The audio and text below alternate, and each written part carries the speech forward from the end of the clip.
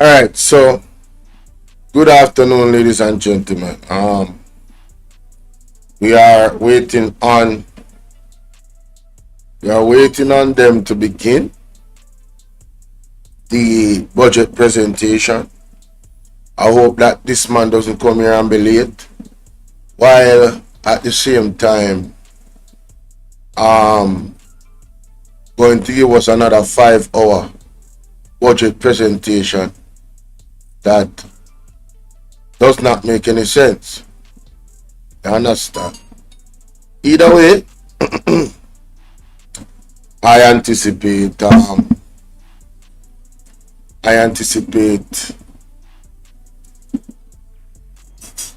this budget presentation in terms of, will Andrew continue to flip-flop? Will he, continue the lies? All indications suggest that that's exactly what he's going to do. Because in response to the beating that Julian Robinson and Mark Golding gave him, mighty God, if it in terms of budget presentation, being likened to one of a fight in the boxing ring, I can tell you that Andrew Holness right now should be in the intensive care unit, ICU. You understand? They should have pushed back his budget presentation to next week, Thursday. He needs more time. You understand? He needs more time. I'm asking that you guys, as you come in, smash the like button. Alright? And what can I do? I hope that Andrew really doesn't come here with the foolishness. I hope that he adopts the suggestions from the People's National Party in terms of what they have brought to the table.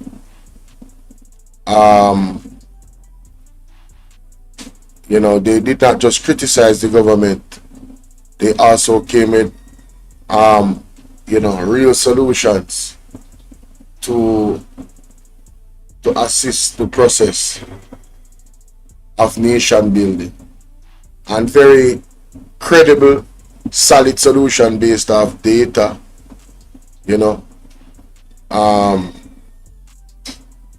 based off data. I can play some of those things while we wait on this thing to begin. Alright? Can play some of those things.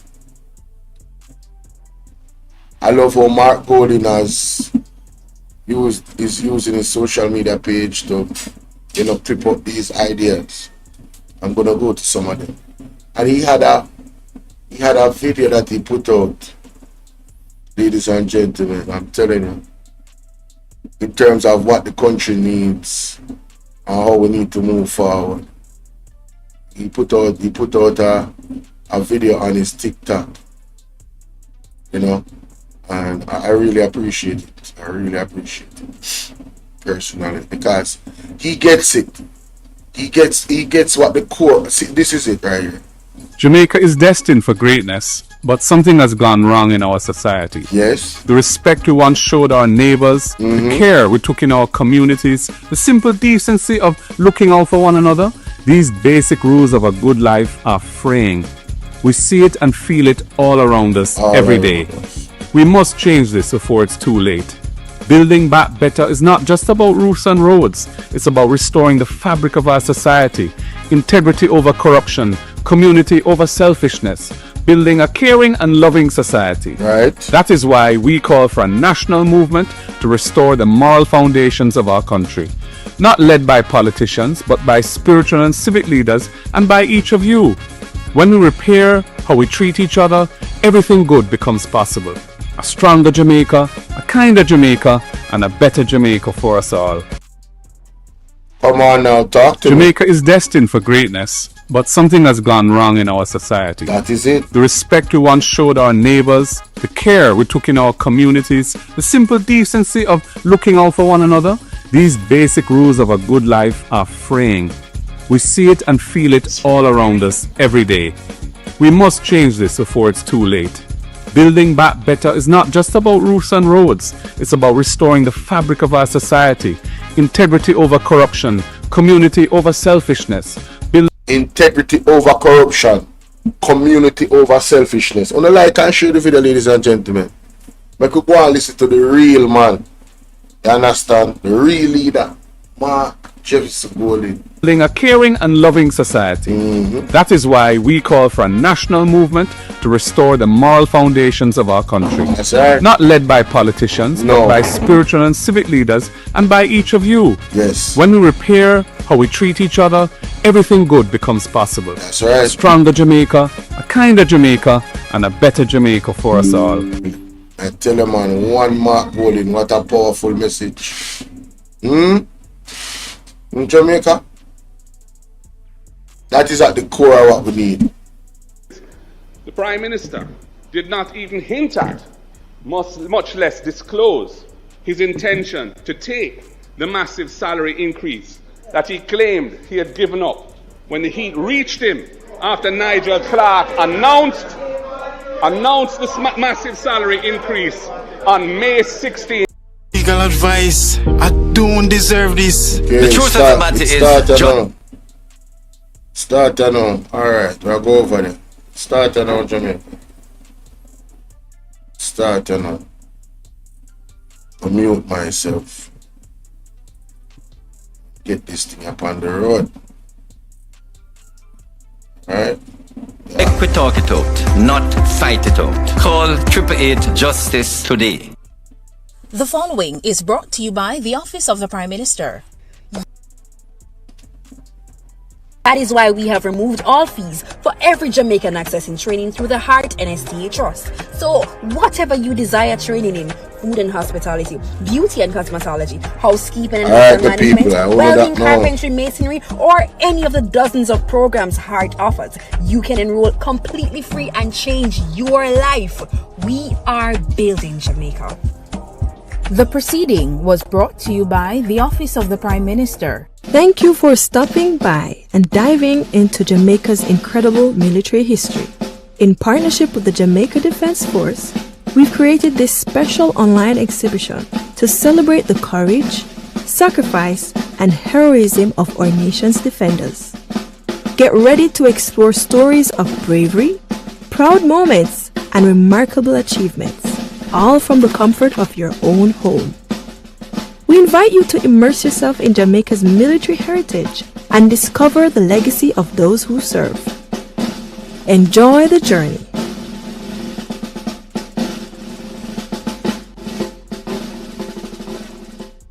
What is the role of a backbencher in government? I'm glad you asked. They're members of parliament who are not appointed to cabinet. So they sit in the back of the legislature and they apply pressure. They examine what government legislates, participate in parliament debates, raise issues and advocate and question chamber when things don't look straight. Backbenchers represent the constituents in parliament. Backbenchers oversee the interests of citizens, you and me. But how can they be agents of government accountability after them no hold no portfolio? And them and a minister? No. So then how can they facilitate government transparency? And the next thing, them and a front bencher. So how them affect me? You see, a lot of work is in committees. So these portfolio-free MPs with less dire responsibilities are more accessible to you and me. So they help with policy, but it helps if we engage them, you see. So they're not just in the back benches, but on the ground, in the trenches. Though in the back of parliament, we're at the front of their cause. So pause. Find your backbencher at jampja.org.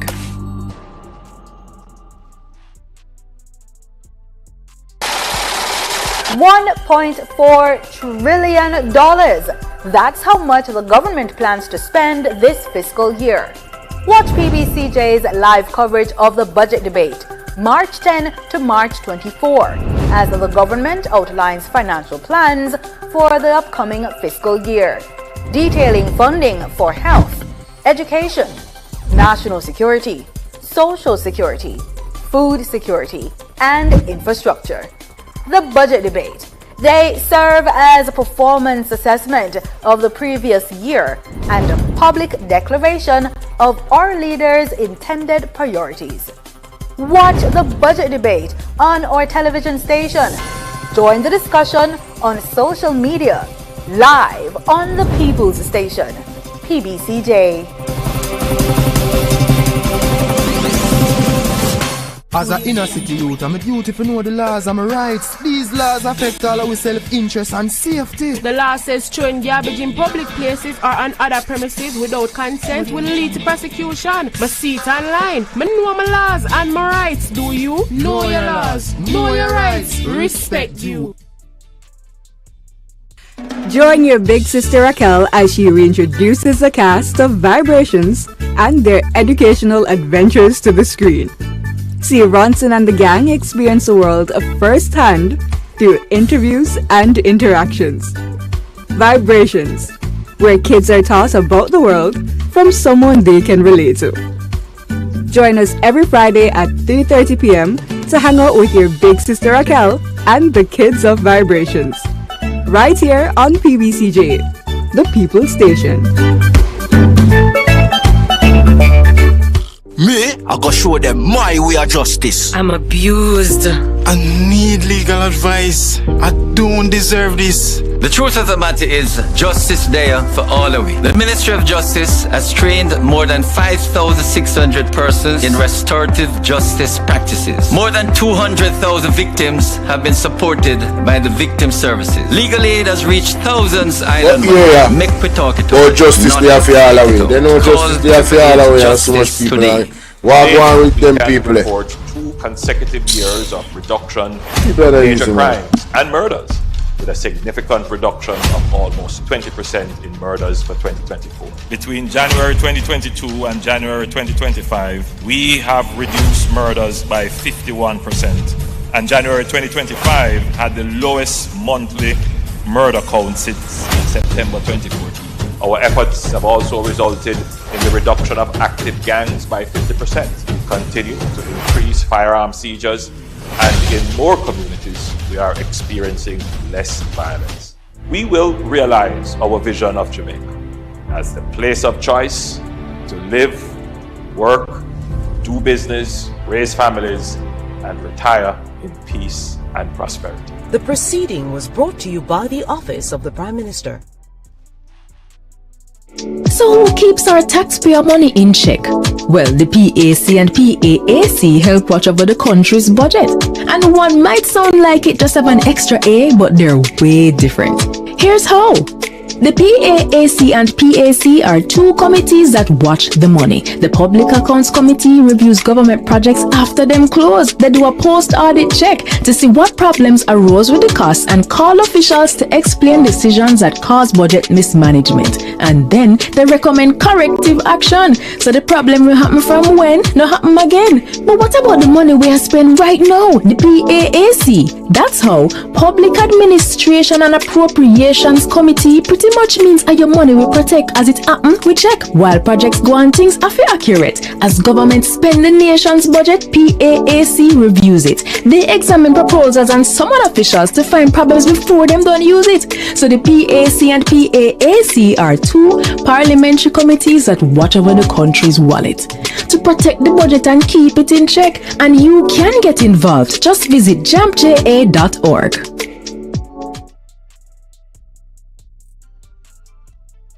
The following is brought to you by the Office of the Prime Minister. To fight crime and violence in your country, your government has invested over 9.7 billion into national security systems, dozens of police stations, the acquisition of critical security equipment such as patrol vessels and police vehicles, the recruitment and training of more police officers, and the build-out of the Jamaica Defence Force. Your government is investing in your safety. We are building Jamaica. The proceeding was brought to you by the Office of the Prime Minister. Thank you for stopping by and diving into Jamaica's incredible military history.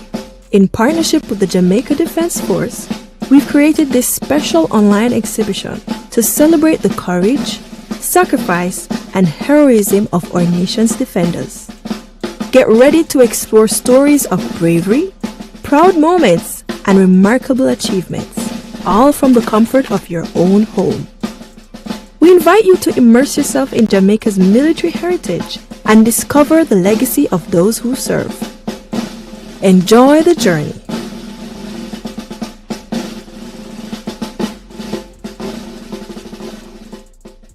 Zoom in on the nutrition facts. It there in the table by the side or the back. You fi check out the servings, just do the maths. Not taking too much, finger below big fast. Zoom in on the nutrition facts. It there in the table by the side or the back. Take note of the sodium, the sugars and the fats. 5% or less in the on the right track. You fi zoom in on the nutrition facts. It there in the table by the side or the back.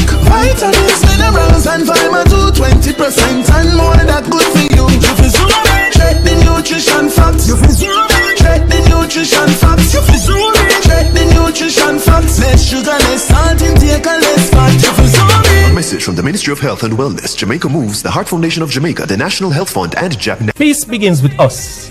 Every act of kindness, every step towards understanding brings us closer to a brighter tomorrow. Let's choose unity, compassion, and hope. Together, we can build a future where peace reigns. Brighter tomorrow starting today.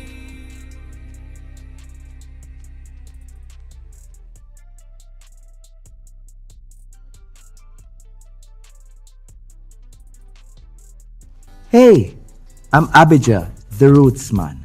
Today, I want to talk to you about something powerful. Peace. Peace isn't just the absence of conflict. It's about kindness, understanding, and respect. It starts with us. Every choice we make can build bridges or burn them. Let's choose peace in our words, our action, and our hearts. Peace begins with you. Together, we can create a brighter and safer future for everyone. Join me. Let's be that change we want to see.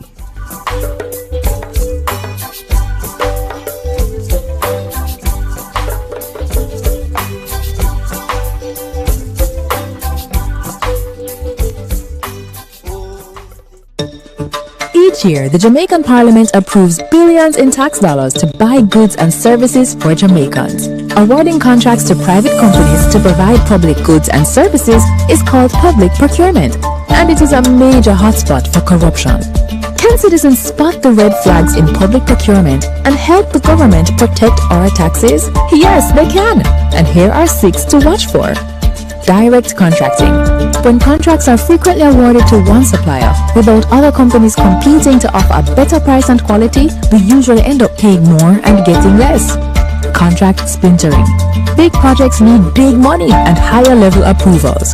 But if the contract is cut up into smaller ones, it won't need external approval from offices like the Public Procurement Commission or Cabinet. This makes it easier for contracts to avoid additional scrutiny. Timing of advertisements. Contracts advertised during distracting periods like the holidays can result in less competition and a really strong advantage for the favored company. Like Christmas time, work slows down and companies are less attentive to business opportunities. Emergency contracting. Claiming emergencies allows officials to legally bypass normal procurement rules, making it easier to award contracts to favored companies. Contract timing. Contracts awarded just before or after election can be payback for campaign support and not based on what Jamaicans really need. Collusion. And what if penalties are not enforced when work is poorly done? This could be a contractor and public official working together for private benefit. And if it is, this is collusion. These flags do not prove corruption, but they trigger questions that citizens must ask. So mind your business, Jamaica. Visit the JAMAICA procurement tracker to monitor government contracts. If you spot these flags, use our ATI tool to ask questions and demand accountability. Thank you for stopping by and diving into Jamaica's incredible military history. In partnership with the Jamaica Defense Force, we've created this special online exhibition to celebrate the courage, sacrifice, and heroism of our nation's defenders. Get ready to explore stories of bravery, proud moments, and remarkable achievements, all from the comfort of your own home. We invite you to immerse yourself in Jamaica's military heritage and discover the legacy of those who serve. Enjoy the journey.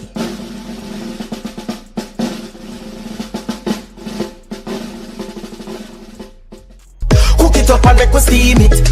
Fresh so me need it, tilapia a real fish. Cook it up and make we roast it. Farm fresh so me need it, tilapia a real fish. Grow smart, are the best part. Food for thought, so me have to eat smart. Easy catch, fully net. A tilapia, so you don't know what's next. Cook it up and make we fry it. Fresh so me need it, tilapia a real fish. Bring home the best in freshwater fish. High content of vitamin B3, protein and potassium. Tilapia, simple, healthy, delicious. A new story is being written for all Jamaicans. The Ministry of Economic Growth and Job Creation is on a mission to transform lives. From increasing access to potable water, providing secure homes for the most vulnerable, and helping you own a piece of the rock. We're revitalizing communities and preserving our environment. We're making an impact. See the difference. Feel the difference. Building a better Jamaica for you and me. You can feel it, make JC. Me, I go show them my way of justice. I'm abused. I need legal advice. I don't deserve this. The truth of the matter is, justice there for all of we. The Ministry of Justice has trained more than 5,600 persons in restorative justice practices. More than 200,000 victims have been supported by the victim services. Legal aid has reached thousands island-wide. Make we talk it out, not fight it out. Call 888 Justice today. We want a piece for Jamaica. Yo, what are you?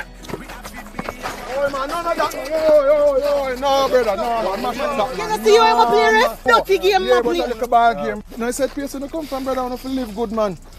I want to live good, brethren. Just shake hands, I can play a little bad, brethren. Really have to shake hands? Yeah, man, and no badness, brethren. Just live good, man. Come together, I make the violence done.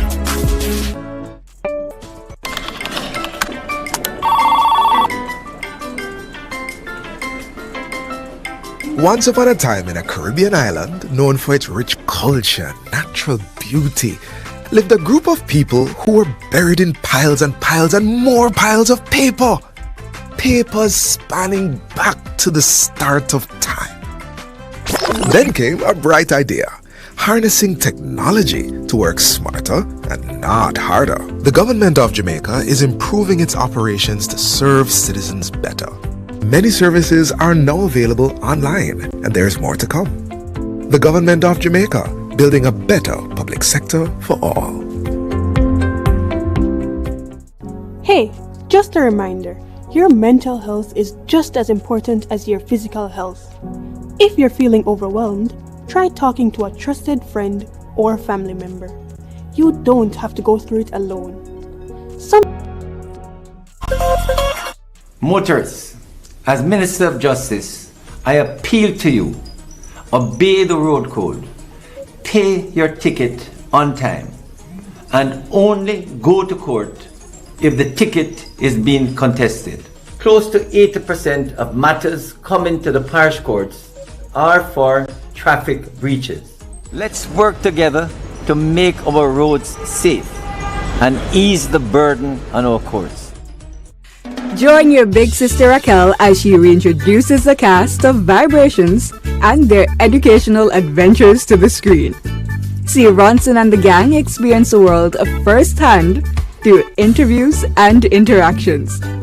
Vibrations, where kids are taught about the world from someone they can relate to. Join us every Friday at 3:30 p.m.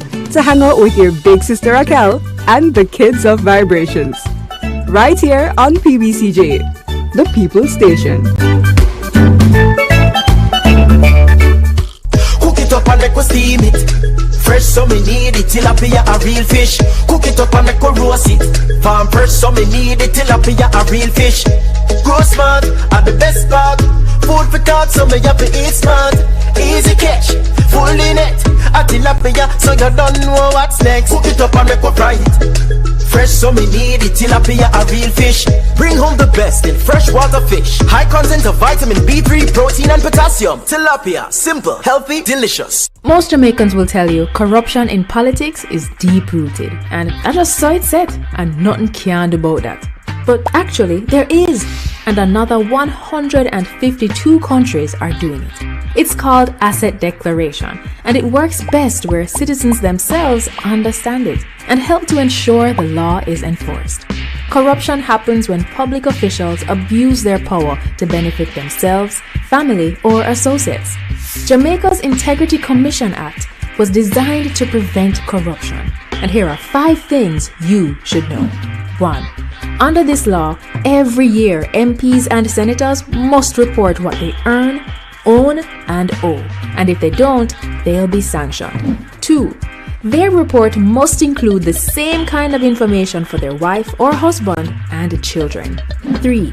If they get a gift worth more than $100,000 from anyone who's not family, they must declare it. 4. A summary of the declarations of our Prime Minister and opposition leader must be published where the public can read it. 5. Parliamentarians can now be prosecuted by the Integrity Commission. They can be fined up to $2 million or serve up to 2 years in prison if they don't file the declaration or if they give false information, and $500,000 for not filing on time or ignoring requests for information.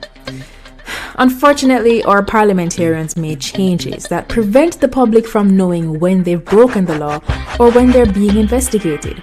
We really need to change that. Visit jampja.org to find out more about the act and to track if your MP is obeying this law. If they're not, JAMP's MP tracker will help you write, tweet, or call your MP. Ask them, you submit your declaration yet? The Integrity Commission clear you? Let's help the Parliament stay honest. A message from the Jamaica Accountability Meter Portal, funded by the European Union and the Inter-American Development Bank in partnership with the Private Sector Organization of Jamaica. Thank you for stopping by and diving into Jamaica's incredible military history. In partnership with the Jamaica Defense Force, we've created this special online exhibition to celebrate the courage, sacrifice, and heroism of our nation's defenders. Get ready to explore stories of bravery, proud moments, and remarkable achievements, all from the comfort of your own home. We invite you to immerse yourself in Jamaica's military heritage and discover the legacy of those who serve. Enjoy the journey.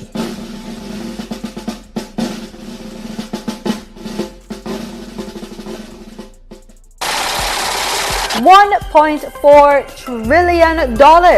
That's how much the government plans to spend this fiscal year. Watch PBCJ's live coverage of the budget debate, March 10 to March 24, as the government outlines financial plans for the upcoming fiscal year, detailing funding for health, education, national security, social security, food security, and infrastructure. The budget debate. They serve as a performance.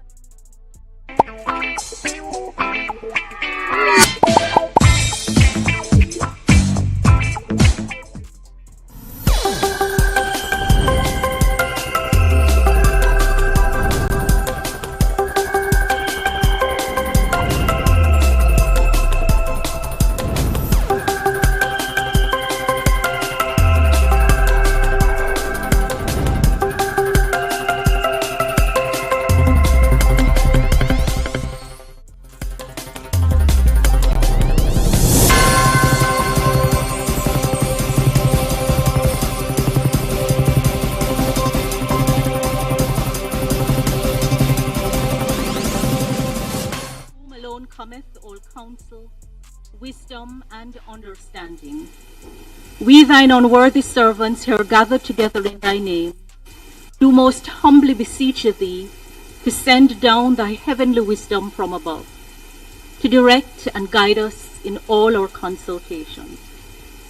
And grant that we, having thy fear always before our eyes, and laying aside all private interests, prejudices, and partial affections. The result of all our counsels may be to the glory of thy blessed name, the maintenance of true religion and justice, the safety, honor, and happiness of the king, the public weal, peace and tranquility of the island, and the uniting and knitting together of the hearts of all persons and estates within the same, in true Christian love and charity, one towards another, through Jesus Christ, O Lord. Amen.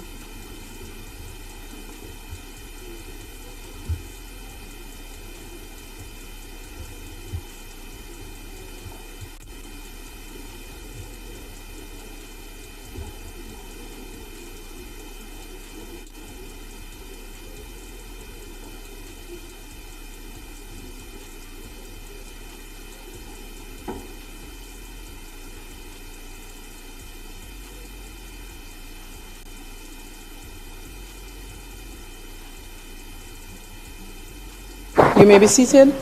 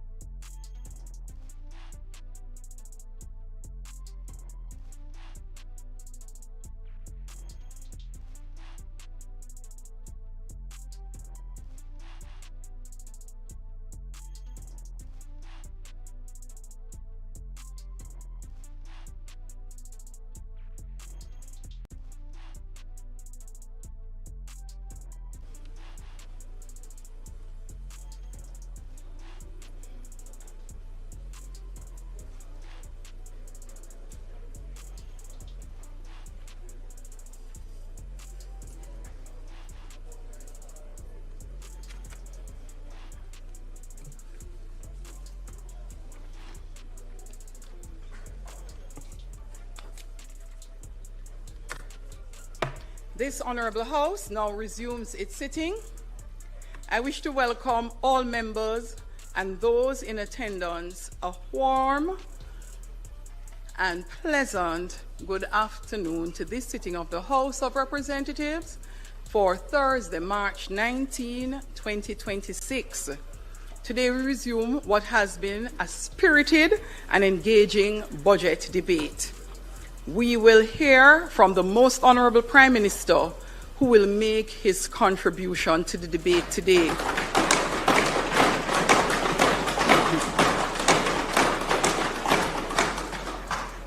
I am confident, members, that you will provide him with your keen attention and that, as always, the decorum of the House will be maintained. We are joined by a number of persons today, and I would like to extend a special welcome to the following persons. Honorable Tom Tavares Vinson, the President of the Senate, and other members of the Senate joining us today. It would appear our entire team of senators from the government side is seated in the Parliament. Welcome. Members of the Diplomatic Corps, Cabinet Secretary, Honorable Audrey Sewell, Permanent Secretary in the Office of the Prime Minister, Rocky Mead, and Permanent Secretary in the Ministry of Economic Growth and Job Creation, Mrs. Arlene Williams. Also, we have some very special guests seated right to my left, I'll say, at the back of the members from the opposition bench. A special contingent of ministers from across the Caribbean. Let me first recognize Dr. Hanley, Deputy Prime Minister and Minister of Education, from the Federation of St. Kitts and Nevis.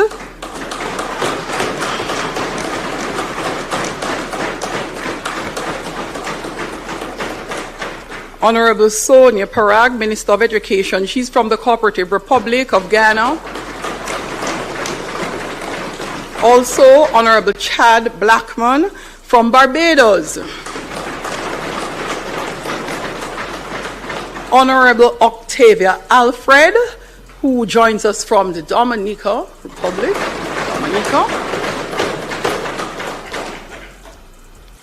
And Honorable Sheila Rogers Webster, who joins us from Anguilla.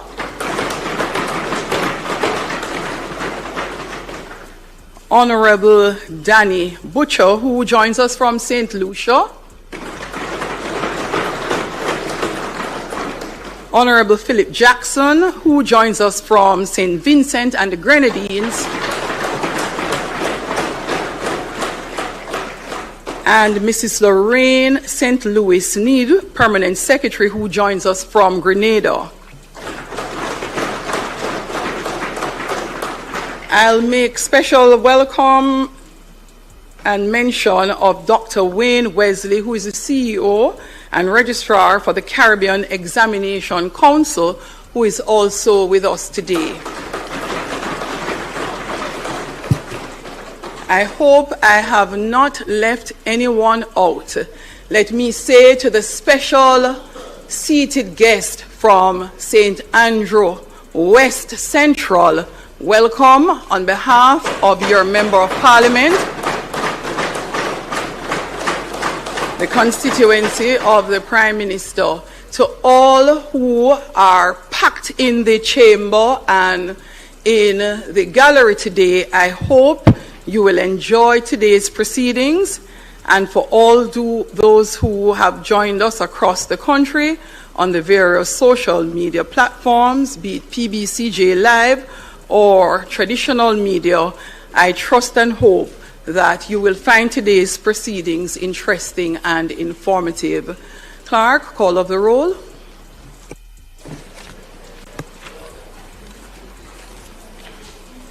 Mr. Clark. Here. Mr. Green. Here. Dr. Holness. Here. Dr. Chang. Mrs. Williams. Mr. Bartlett. Ms. Grange. Dr. Tufton. Mr. Mackenzie. Mr. Montague. Mr. Darrell Voss. Mr. Chuck. Mr. Charles Jr. Mr. Morgan. Ambassador Marks, Mr. Samuda, Dr. Wheatley, Mrs. Cuthbert Flynn, Mr. Terrelong,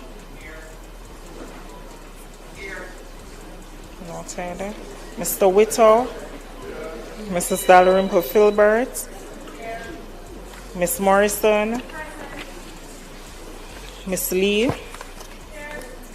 Mr. Donovan Williams, Mr. Main, Miss Crawford, Mr. Delroy Williams, Miss Hamilton, Mr. Sivright, Mr. Azan, Mr. Brown, Dr. Brown Burke, Mr. Buchanan, Mr. Bunting, Miss Burchell, Dr. Campbell, Mr. Cousins, Mr. Crawford, Miss Daly, Miss Dr. Dawes, Mr. Golding, Mr. Gordon, Mr. Hales, Mr. Hines, Mr. Hilton, Mr. Jackson, Miss Jess, Mrs. Malahoo Fort, Mrs. Miller Bennett, Mr. Morris, Mrs. Nita Garvey, Mr. Newell, Mr. Paulwell, Mr. Phillips, Miss Perkis, Mr. Robertson, Mr. Robinson, Dr. Russell, Miss Shaw, Mr. Smith, Mr. Dwayne Vaz, Mr. Warmington, Mr. Brown, and Mr. Crawford. Thank you, Madam Speaker. House Leader.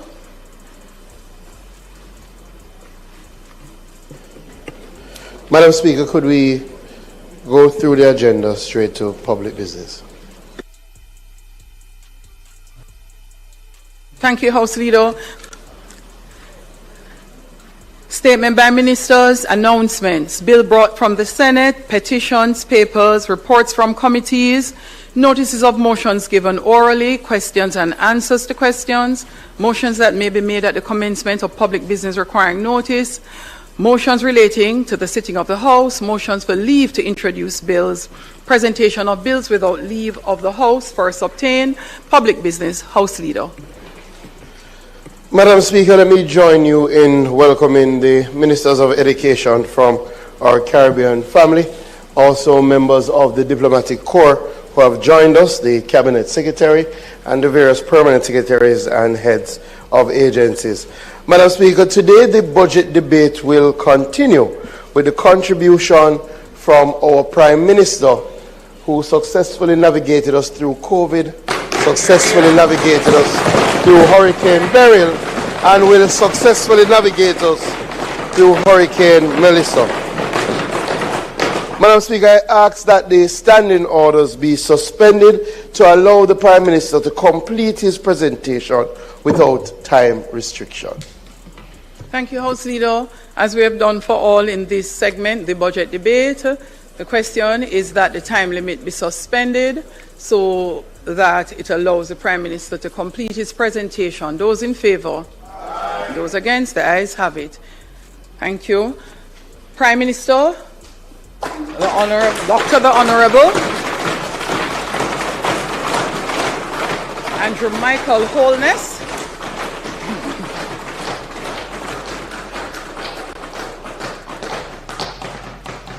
Excellencies of the Diplomatic Corps, Jamaicans at home,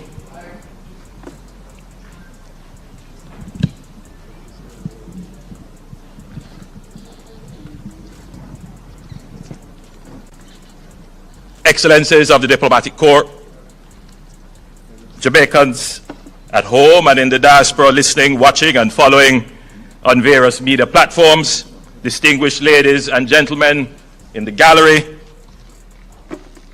Madam Speaker, honourable members, senators and former members seated in the well. I also join in welcoming the Ministers of Education from across the region that are here. They are in Jamaica for the CXC conference, but I guess they wanted to see what all the excitement is about in the Jamaican Parliament.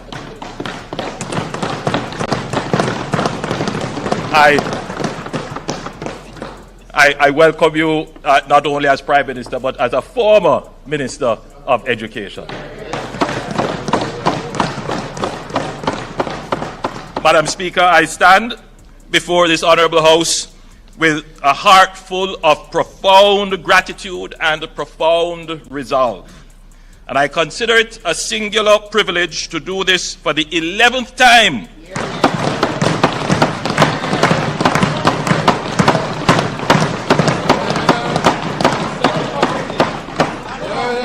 as Prime Minister for a third consecutive term.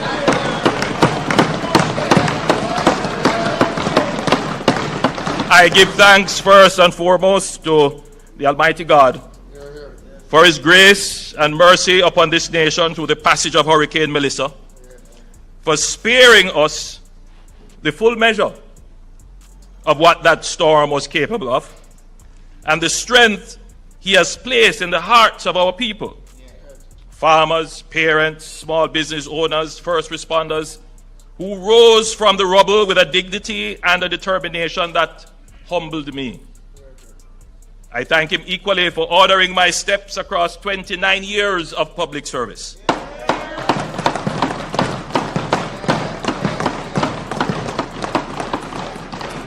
As Member of Parliament for West Central St. Andrew, Minister of Education, Leader of Government Business, Prime Minister for a few months, still Prime Minister.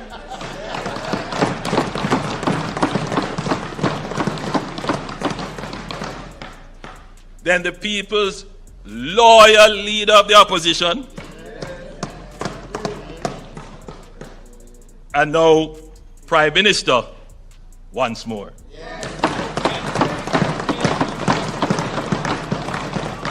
He has been my constant protection and compass. I thank the Jamaican people for the confidence they have reposed in me and my administration by re-electing us for a third term to form their government. I thank the many prayer warriors for their fervent intercessions, the well-thinking citizens for their private words of encouragement, and our party workers and activists for their vocal public support. I want to express my deepest appreciation to the international community that stood with Jamaica in our time of need. The heads of government and heads of state who called, who came, who committed resources, our multilateral development partners whose swift and decisive response produced the largest development financing package in Jamaica's history, and the many nations that sent personnel, supplies, and solidarity.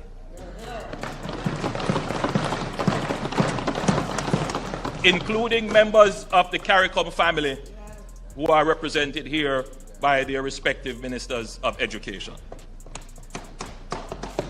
To the men and women of the Jamaica Defence Force and the Jamaica Constabulary Force and the Jamaica Fire Brigade, you walked in devastation on foot when that was the only option. Airlifted patients when roads had ceased to exist and distributed care packages to communities no one else could reach. You made every Jamaican proud, and this nation owes you a debt of gratitude.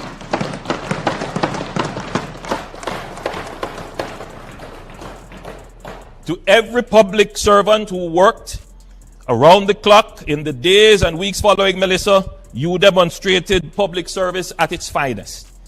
To the Jamaican private sector, the companies, associations, and entrepreneurs who mobilized resources, opened warehouses, contributed equipment, and served their communities without being asked, you show that Jamaica's resilience lives in the spirit of our people. To the entertainers and sportspersons, and to the countless individuals and organizations and members of the diaspora across the world who gave generously, Jamaica thanks you.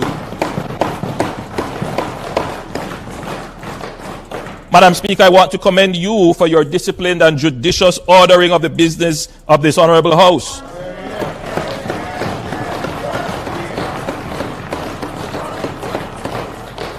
You well know the impact of public service on families. And I want to thank my family for bearing the weight of public life with me and supporting my endeavors.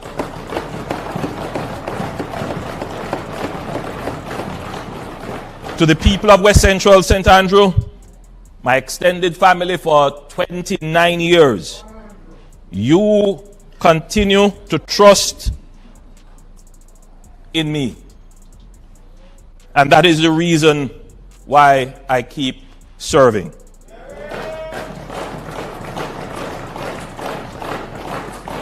This year, there are some major projects which we will complete and on which work will commence. In a few weeks, we will complete and hand over 2 new multifamily housing solutions under the new social housing program to replace 2 dilapidated tenements. And we will begin construction of 3 additional multifamily housing solutions, including 1 in the community of Bellrock to replace houses destroyed by fire in 2024. We will continue the development of the St. Paul's Lane community with the construction of a Golden Age home and sporting facilities. Construction will begin on parks and sporting facilities for the people of Sibbons Park and the Mall Road communities. Rehabilitation and repair works are slated to begin in a few weeks for the Olympic Court housing scheme under the National Housing Scheme Rehabilitation Program. Shortly, we will open the Olympic Gardens Performing Arts Center and we will start the upgrade of the Kling Oval. And I have good news for the people of Drewsland residing along the gully banks of the Sandy Gully. Repairs will begin on the collapsed sewer main and compromised retaining walls that pose a health and safety hazard to the residents. I'm certain the member from Western St. Andrew will also be pleased because it is a border area and we both share the challenge.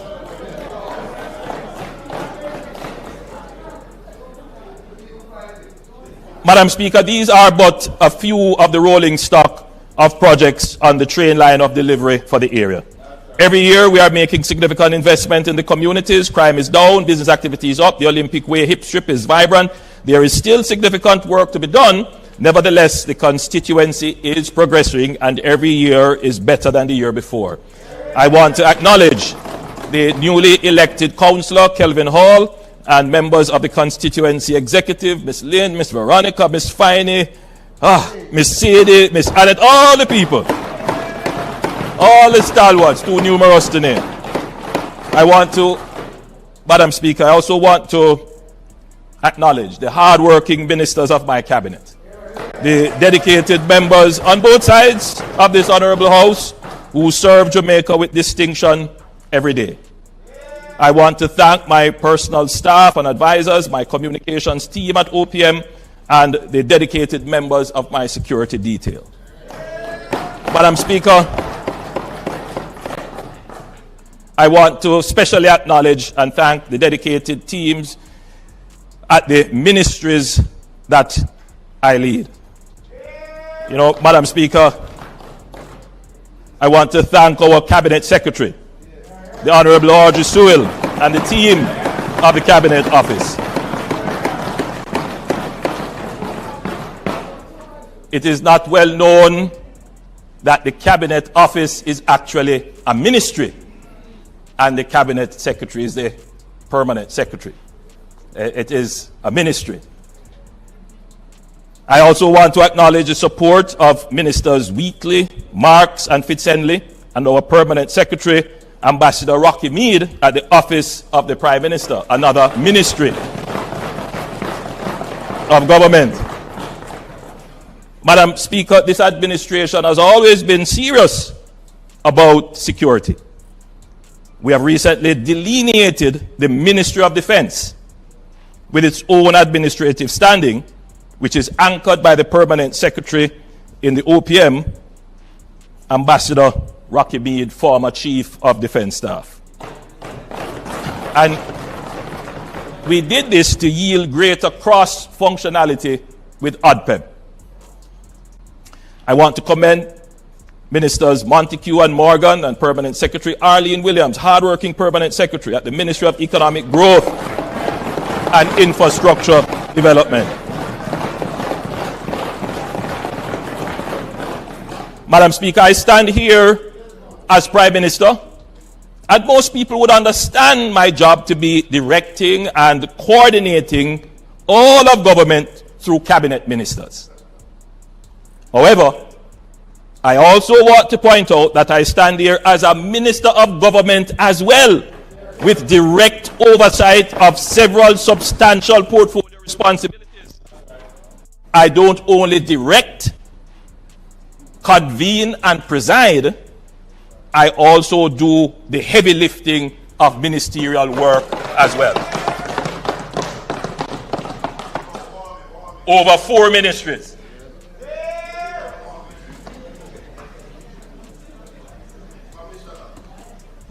Madam Speaker, the leader of the opposition only talks.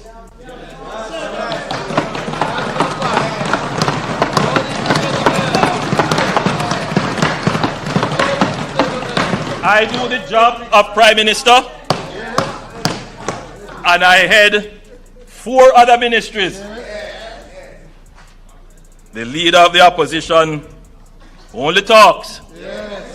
Many times nonsense.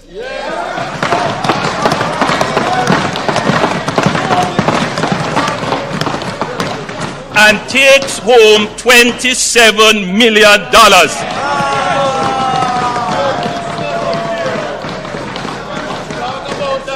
In the last term, the leader of the opposition earned more than the Prime Minister.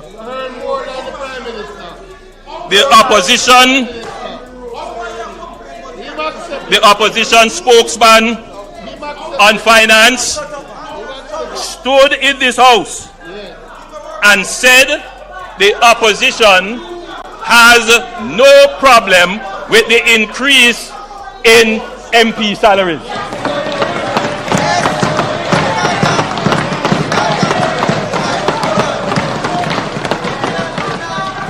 A few days later, the PNP General Secretary put out a release saying they strongly object to the salary increase for cabinet ministers and members of parliament. Yet, Madam Speaker, none of them, with their self-righteous objection, declined to take their salary increase. None of them.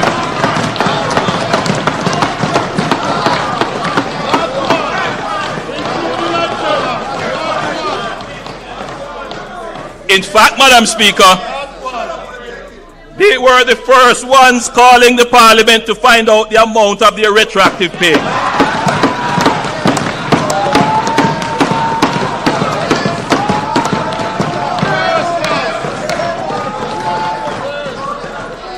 I'll share this with you, Madam Speaker. A member on that side, not to be named,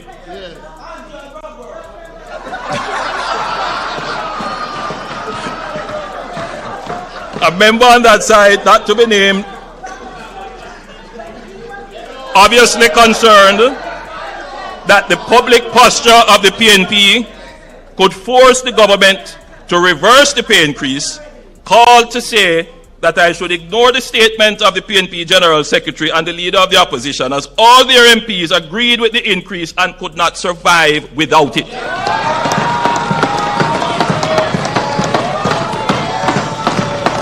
You know yourself.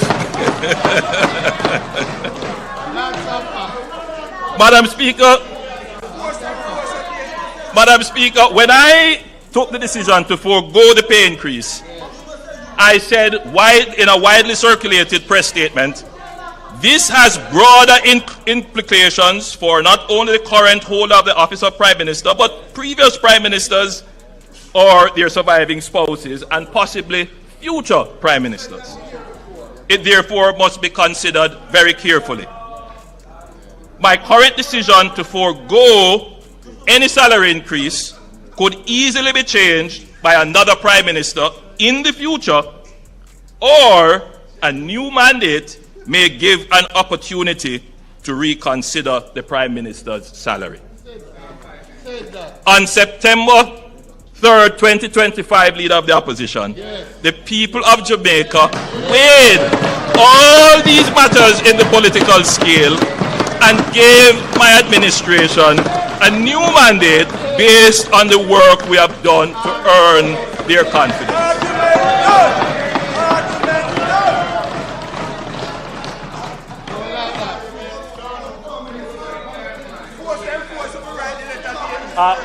Madam Speaker, I have a gift here. If the standing orders would allow, I want to give it to the Leader of the Opposition.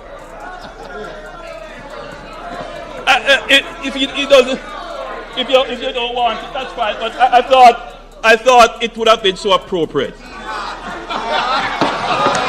I thought this would be a good. By the way, Madam Speaker, this is a cap that is one of our local designers. It's a very popular cap, and I thought that the Leader of the Opposition would do well to have a cap like this.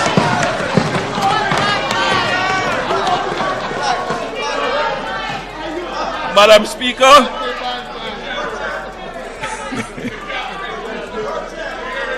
Madam Speaker, the opposition spokesman on finance raised the issue of the rate of capital expenditure.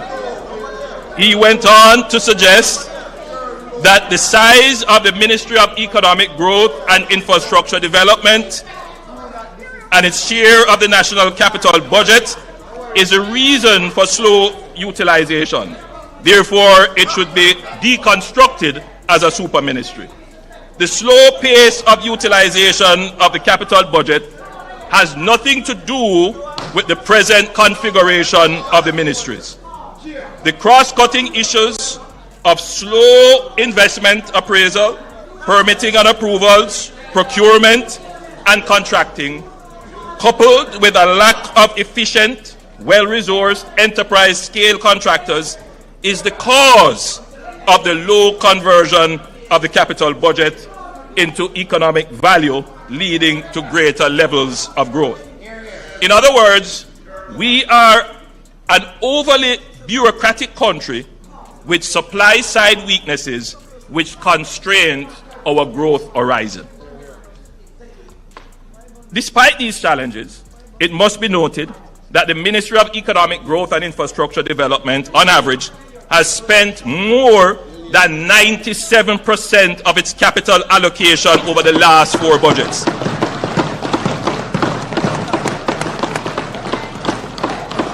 The opposition spokesman on finance would well be advised that in the 2022-2023 budget, the capital spend for the Ministry of Economic Growth and then job creation was 97.56%. In 2023-2024, it was 98.1%. In 2024-2025, it was 98.38%. And so far this year, haven't closed out as yet, we are at 95.59%. In fact, Madam Speaker, this ministry has stimulated, overseen, and supported the most sustained and robust period of infrastructure development since 1960,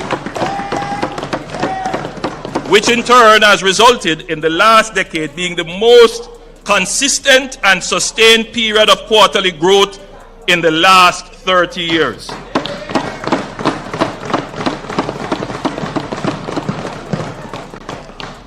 I want to draw the attention of the House to the slide that is being displayed and to the viewing public. It's a very important slide.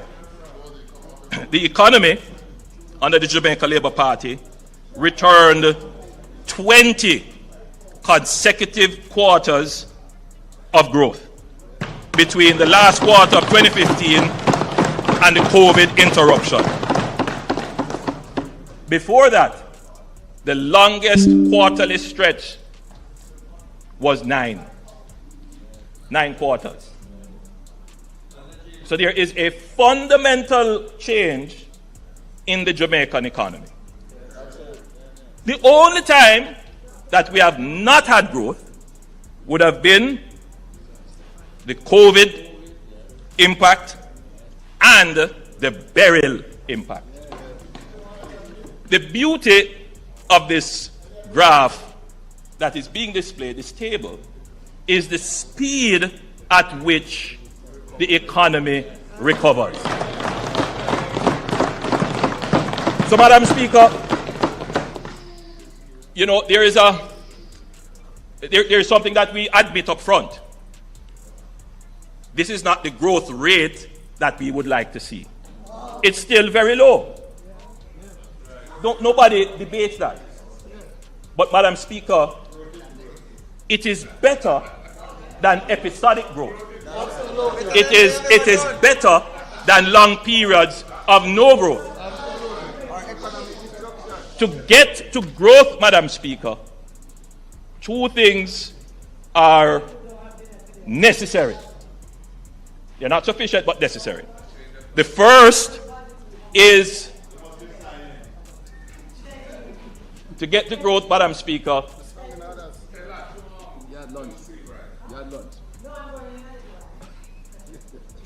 The first is stability. And what you are seeing here as a feature of the Jamaican economy is stability. And the reason why we have this stability, it is because of the fiscal program that the government has implemented. You know, Madam Speaker, we go back and forth debating who is the father of fiscal discipline. We already said the DNA test prove that they are not the fathers of fiscal discipline. But, Madam Speaker, there is one more child of this government for which the paternity is not in question, and it is necessary for growth, and that is resilience.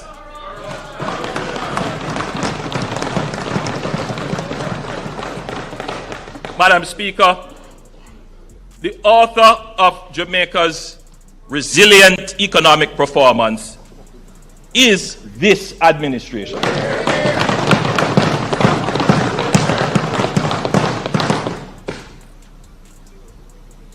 The economy, as I said, Madam Speaker, gave us 20 consecutive quarters of growth between the last quarter of 2015 and the COVID interruption, and without doubt the best performance in employment generation in the history of independent Jamaica, with a most recent 3.3% unemployment rate. Again, Madam Speaker, no other government has been able to bring down unemployment to the levels that we have. We now have practically full employment, first time ever in the history of Jamaica. The Ministry of Economic Growth and Job Creation, now Ministry of Economic Growth and Infrastructure Development, is doing what it was set up to do. It is a well-performing ministry. Madam Speaker, the world order as we know it has changed. I know the present state of world affairs is troubling to most Jamaicans. Uncertainty, disruption, and seeming unfairness appears to characterize the new order. Our historic colonial experiences create an almost instinctive reflex that we will be victims in a world where raw power appears to be dismantling the protection of a rules-based system, where engagement is highly transactional and opportunistic. In the minds of the average Jamaican, they may not say it in this way, but if you were to distill the thoughts, the question is, how are we going to navigate this space as a small country and do more than just survive, but thrive? It is a real issue when we see happening almost regularly now, wars in distant places, weaponization of sanctions. It is a concern to the average Jamaican when the price of their goods rise, having nothing to do with them. As a small country, the sense of feeling powerless is real. But as Jamaicans, as Caribbean people, we don't just cower and say we are helpless. Our history tells us we must resist as a people. It is who we are, even in the face of power, unequal and uneven. We must resist.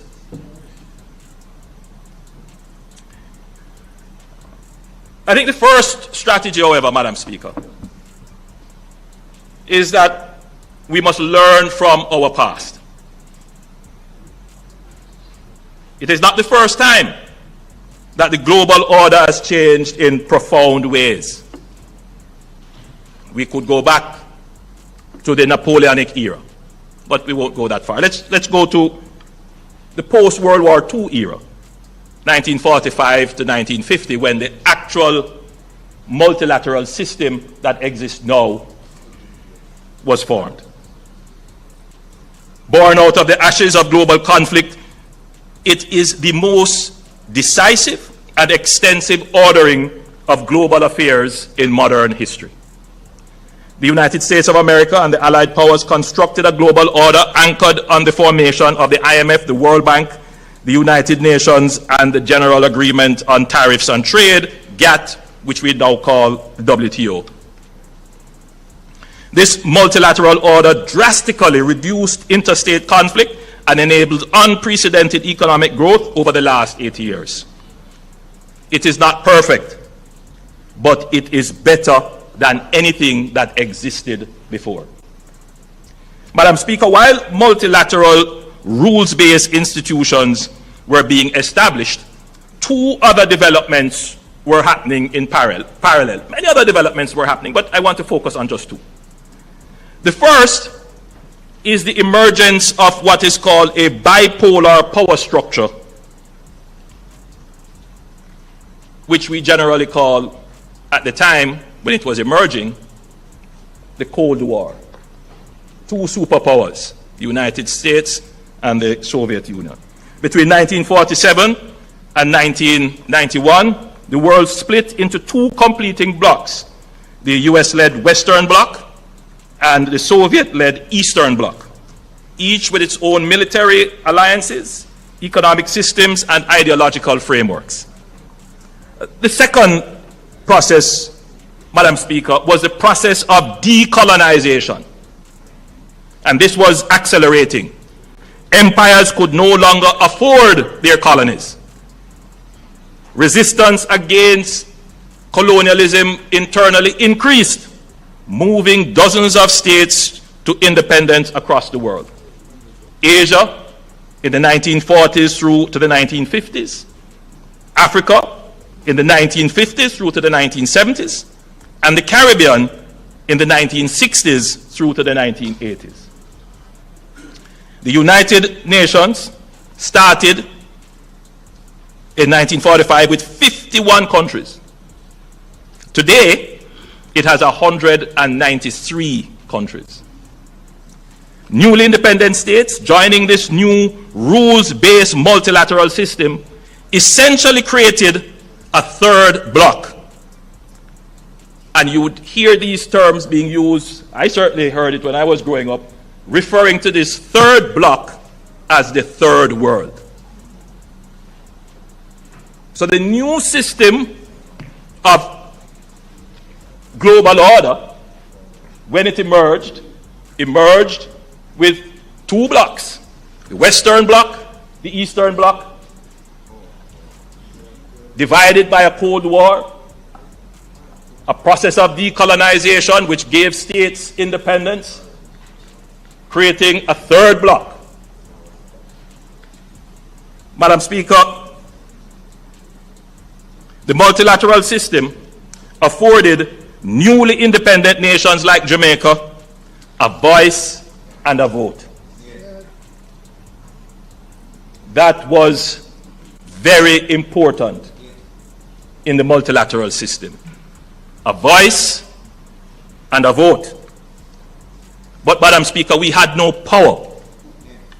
We had no military power. And we had no economic power. Madam Speaker, both superpowers sought to control this third bloc, to expand their spheres of influence, secure strategic geographies, access resources and markets, and spread their culture and ideology. Or simply put, to exercise hegemony. This was the context within which Jamaica started its navigation of a complex global system at its independence. At the outset, the Right Excellent Sir Alexander Bustamante, when asked about Jamaica's alignment, declared, "We are with the West." A simple yet profound framing of Jamaica's foreign policy, economic and social program, and political direction. The Jamaica Labour Party has always taken a pragmatic yet principled approach to the multilateral system and the vicissitudes of the poles of powers within it, while staunchly maintaining our independence of thought and agency to act in our best interest. The position served Jamaica well. The period between 1962 and 1972 saw political stability, the fastest pace of growth and development of the Jamaican economy, and the build-out of our institutions.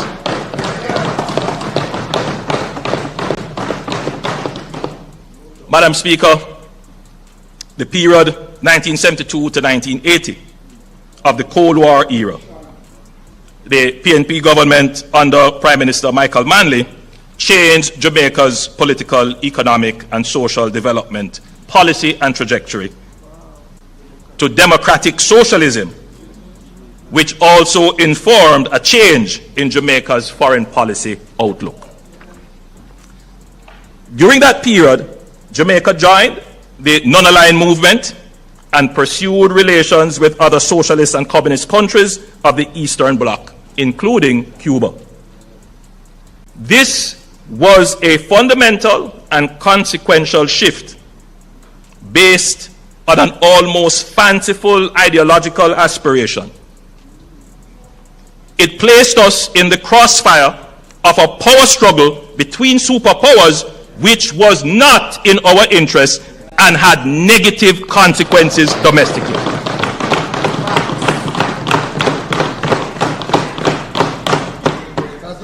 This period coincided with the collapse of the Jamaican economy, our first debt crisis, the hollowing out of the middle class, and the emergence of widespread political and gang violence.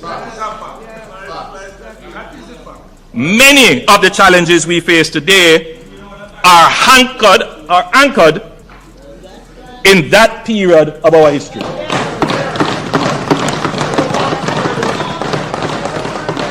Now, look,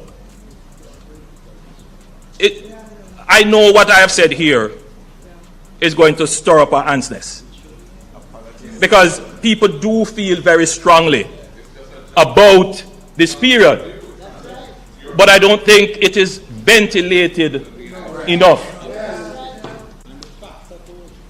Look, no, what I've said here is not opinion. These are the facts. These are the facts. If you ask me for my opinion, I will give you my opinion. Right? And my opinion is that I admire Michael Manley's intellect. I admire his willingness to challenge, but I also question his judgment.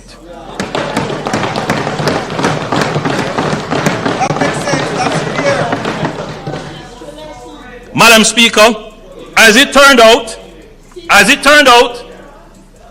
by 1991, the Soviet Union collapsed as a pole of power, and the multilateral system entered a unipolar phase dominated by the US, Western liberal globalization, and free markets.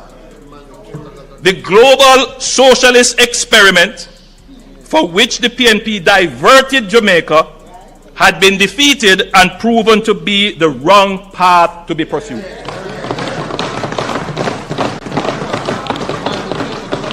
Now here are the facts.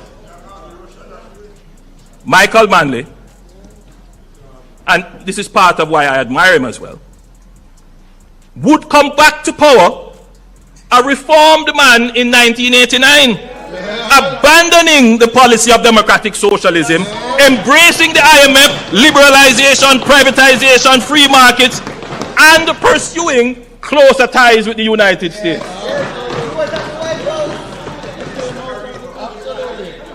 And this is what the part of the history that is not reconciled. Why did we go down that path? In the first place, should not have gone down that path. Only to go to the White House. That is the question that keeps bothering me. Because it must bother every Jamaican, because had we not diverted for 10 years, even if we had changed government, but kept strategic and wise policies, Jamaica would be far better. Far better. As we have seen with countries like Singapore, facing the same challenges, but maintained a strategic and wise foreign policy. As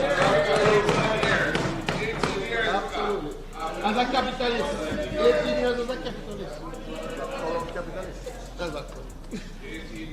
Madam Speaker, today we see the global system changing again, moving from a unipolar world to now a multipolar world, with the rise of China, India, the reassertion of Russia, and the EU. There are now more players who can exercise military, economic, technological, and normative power within the multilateral system than when it was designed 80 years ago. This means there is likely to be greater contestation within the multilateral system and less automatic consensus on issues and solutions. There is also a greater likelihood of fragmentation, which is what we are seeing now, as powers seek to advance their interests unilaterally. It begs for a reform, urgent reform actually, of the global multilateral system. We cannot abandon it, but it must be reformed to take into consideration these new power dynamics that have emerged. In this dynamic foreign policy environment, Jamaica must be strategic. We cannot go down the road of ideological rhetoric. Been there, done that.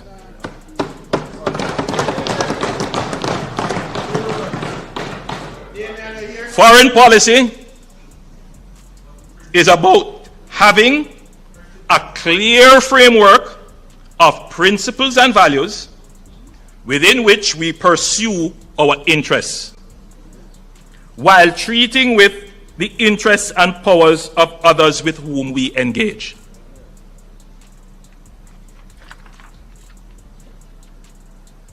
My administration has always ensured that our foreign policy serves our economic interests.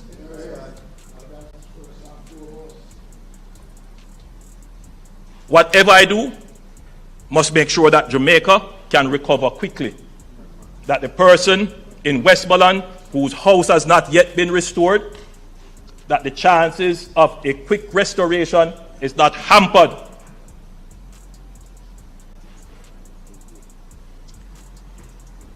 And we see the benefits of our foreign policy efforts in the swift mobilization of relief and access to over $6 billion of reconstruction funds from the multilateral financial system. I want anybody to talk about foreign policy, because there's no other era in which Jamaica's foreign policy has delivered economic benefits for the people of Jamaica.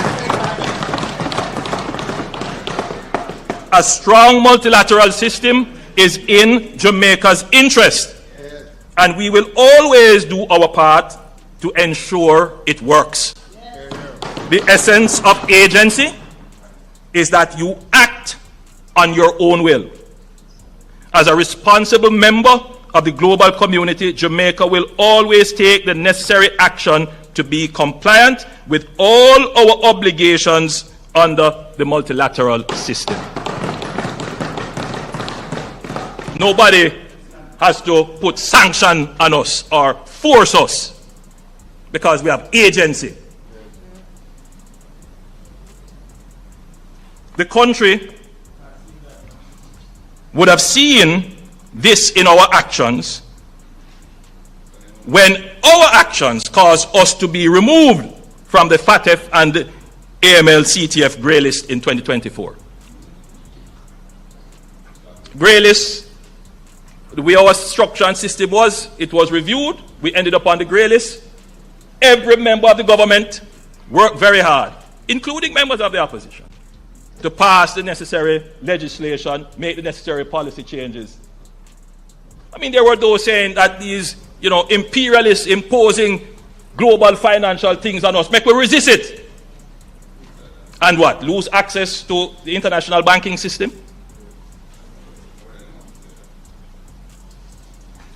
That's the logic of the argument. Yes, there are things we must resist when it comes to our values. There are things that define us as Jamaicans that we're not going to change on those. Man is a man, woman is a woman. We're not going to change on that.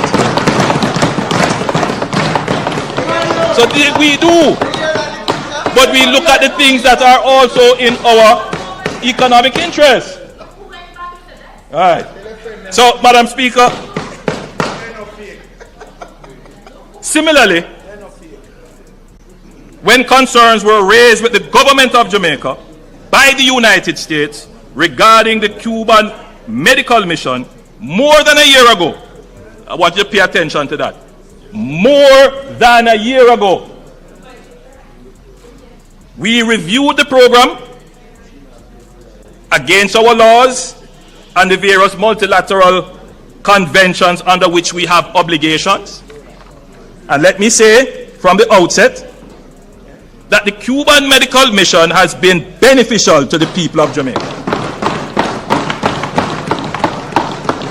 The Cuban doctors and nurses have assimilated quite well in our hospital system and have developed strong bonds with the people they serve.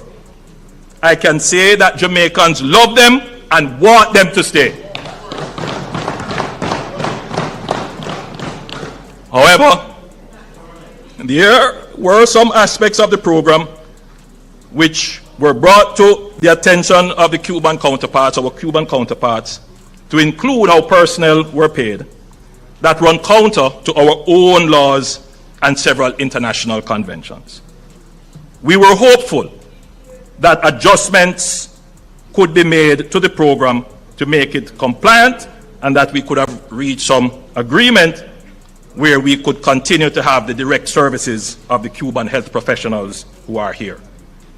We continue to be hopeful that some agreement, arrangement, some changes can be made to the program. We continue to be. However, Madam Speaker, I want it to be noted and always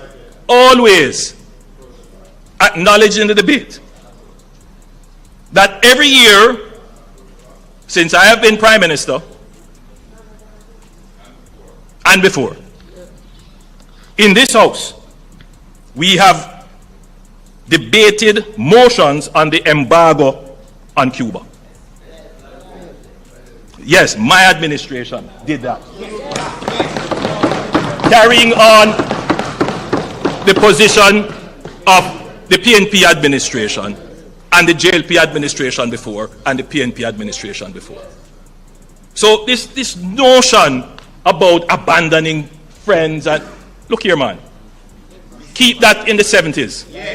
We are in a different era now.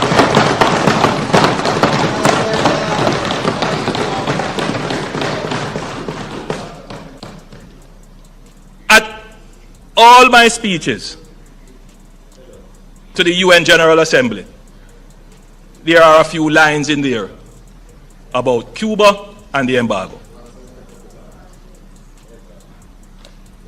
When I spoke at CARICOM, I spoke fairly and frankly.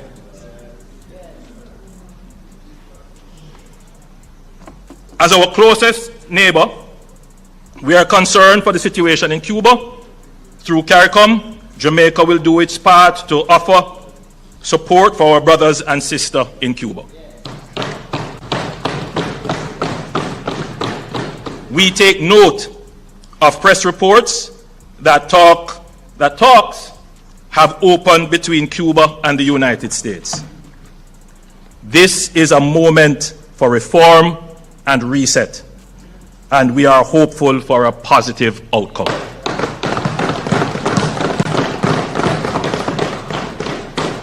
In all of what is being said and insinuated, there's one question that must be answered. What would the PNP have done? Absolutely. Nothing. Absolutely. You could have said. Well, we won't know. We won't know.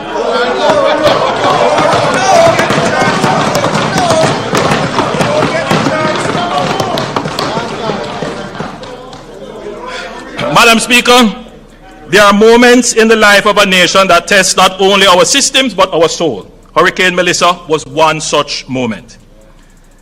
The slide that is about to be displayed shows the path Hurricane Melissa took across the island.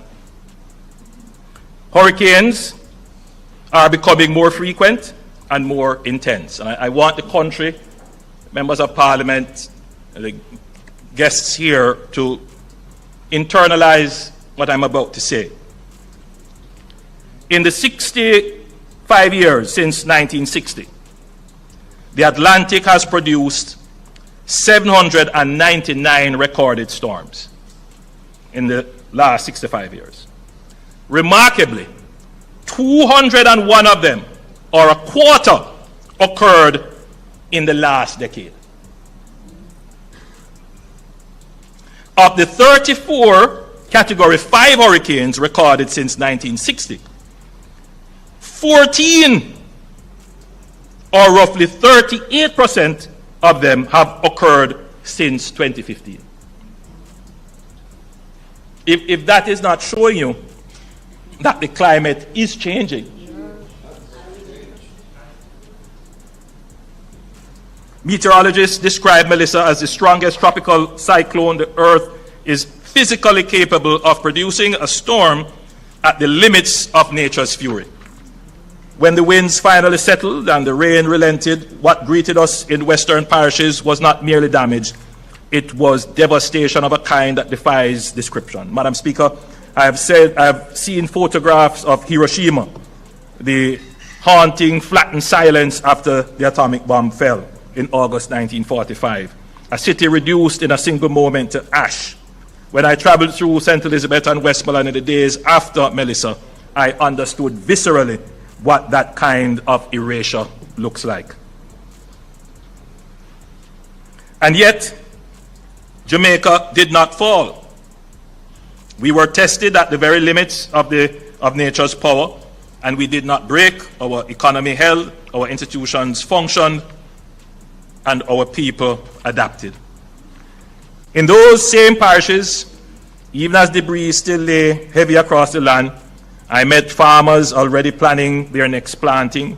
I met mothers clearing the rubble with their bare hands so their children could have somewhere to sleep. I met small business owners who had lost everything but were ready to start again.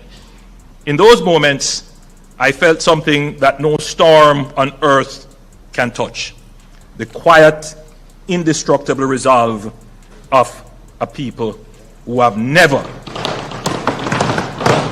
not once in our history, chosen to surrender. Madam Speaker, before anything else, we acknowledge with gratitude, humility, and reverence that God's hand was upon this island, and that we were spared the full measure of what Hurricane Melissa could have done.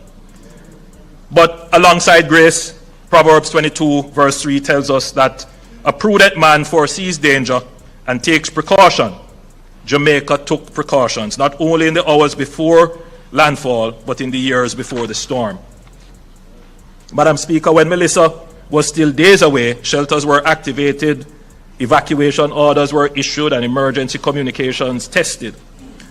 The public was kept informed of the trajectory of the hurricane and precautionary measures to be taken through several public briefings and media announcements. We were as ready as this country has ever been for a hurricane.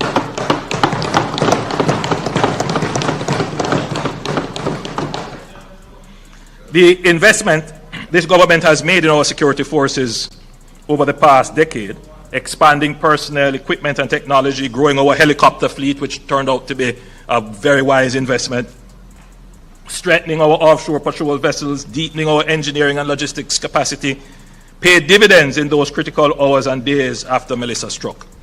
The seamless interface between national coordination and operational capacity was one of the defining institutional achievements of the Melissa response. It is a model we will build on, strengthen, and sustain. Madam Speaker, we would not be doing justice to the response if we did not also acknowledge what the experience exposed. Melissa stretched our systems, logistics chains were strained, fuel and maintenance capacity came under pressure, maritime and air assets ordinarily deployed to border security and surveillance had to be diverted to humanitarian relief, creating windows of reduced coverage, which we cannot afford to ignore. These are not failures, they are lessons, and we are acting on them. In recognition of the strategic importance of disaster management to national security, the government transferred the Disaster Preparedness and Emergency Management portfolio to the Office of the Prime Minister. This was not a bureaucratic organization, it was a declaration of national priority, positioning disaster resilience at the apex of the government's strategic agenda and creating the structural proximity between ODPEM, the JDF, and the effective civil-military cooperation that is needed to adequately respond to a disaster of this nature.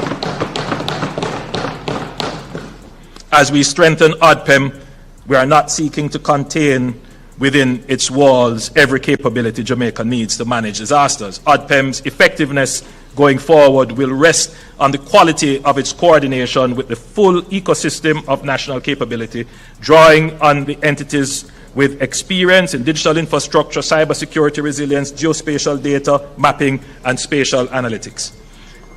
Madam Speaker, I want to point out that in the weeks immediately following Hurricane Melissa, something extraordinary happened. A moment when countries would have faced downgrades, economic uncertainty, and capital flight. All three major international credit rating agencies, Standard & Poor's, Moody's, and Fitch, reaffirmed Jamaica's sovereign standing with stable outlook. And Moody's went even further. They upgraded us. Now, can you imagine? After a hurricane, the rating agency said, well, you know, even with the hurricane, you have done so well. I'm going to maintain your outlook. Yeah. I just want everyone to stop and reflect on that for a moment. It sent a powerful signal to the world that Jamaica's resilience, note the word now, not stability, Jamaica's resilience, which is what we have put into the economy, is not only social and emotional, meaning our people's ability to withstand disaster, but it is also institutional in the agencies that we have created in terms of fiscal and economic. That credibility wasn't gifted to us, it was earned through years of discipline, courageous reform, and sound governance. And it has now become an asset we are deploying in the service of every Jamaican. And the results are already visible.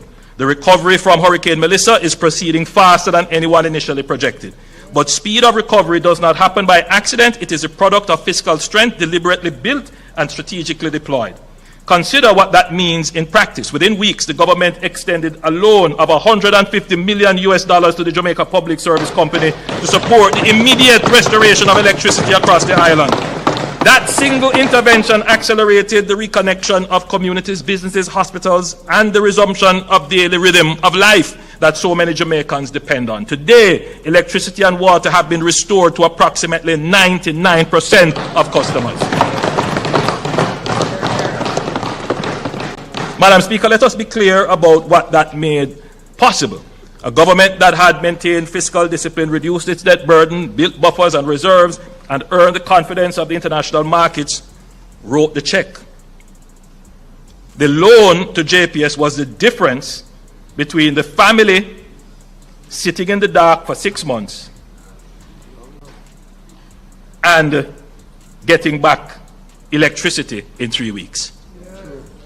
It's the difference between a farmer losing an entire season and getting back to work. It's the difference between despair and dignity. Our recovery has been unprecedented in its speed. Agricultural output has rebounded more quickly than anticipated. Inflation has come in below projections, enabling the Bank of Jamaica to reduce its policy interest rate to 5.5% in February 2026 and revise its projection for full economic recovery down to 3 to 2 years from the earlier 3 to 4 years that was projected. Madam Speaker, we have proven our resilience. Now is the time to claim another feature of an economy: resurgence.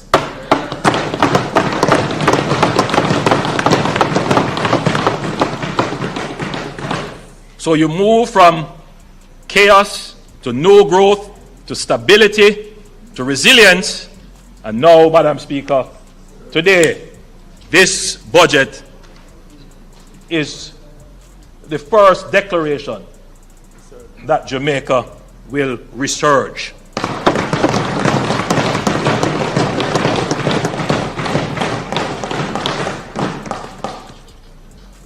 What is the difference between resilience and resurgence? Resilience is defensive. It is the capacity to absorb a blow and remain standing. Resurgence is forward-leaning. It is the decision to move with purpose, with ambition, with a vision of something greater than what existed before. We will not simply patch what is broken. We will build forward stronger, smarter, and more equitably than before. The suffering of our Western parishes will not be a footnote in our national story. It will be the catalyst for our next great chapter. For Jamaica, adversity has been a full stop. It has always, well, Madam Speaker, let me read that properly. For Jamaica, adversity has never been a full stop. Has never been a full stop. It has always been just a comma, a brief pause before we rise again. We have endured, now we will build together. Madam Speaker, this government is leveraging our national resilience and international confidence in order to translate it into a platform for accelerated national development. Through close engagement with our multilateral partners, including the IMF, the World Bank, the Inter-American Development Bank, CAF, and the Caribbean Development Bank, Jamaica secured US $6.7 billion in terms of a financial package within weeks of the hurricane. This is the largest and fastest mobilization of development financing in Jamaica's history, and it was made possible not by the hurricane, but by everything Jamaica had built before it. Madam Speaker, the discipline of yesterday is funding the resurgence of tomorrow.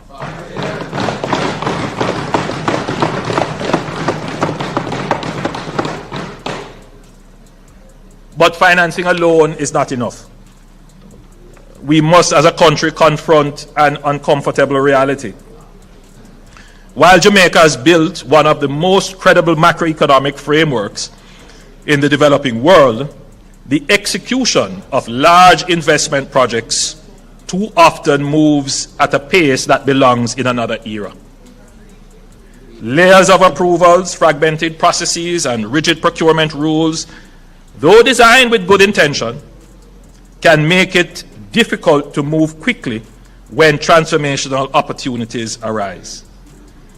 In today's global economy, capital is highly mobile and investors compare jurisdictions not only on stability and incentives, but on speed of decision-making and certainty of execution. Too often, promising opportunities have gone elsewhere, to countries that are simply more nimble. We cannot allow this to continue. Even recently, Madam Speaker, I have seen projects that were eyeing Jamaica. Investors got frustrated and have gone elsewhere. We are advancing two powerful and complementary reforms. One focused on how we build infrastructure and the other on how we attract and accelerate transformational private investments. NARA will have special powers, that is the National Reconstruction and Resilience Authority, will have special powers to accelerate development approvals as well as procurement, enabling the execution of resilient infrastructure projects at a scale and speed this country has never seen before. NARA is not only about project delivery, it is about project networking to create new economies in areas impacted by the disaster and to introduce the greatest expansion of our economy in the shortest period of time in our history.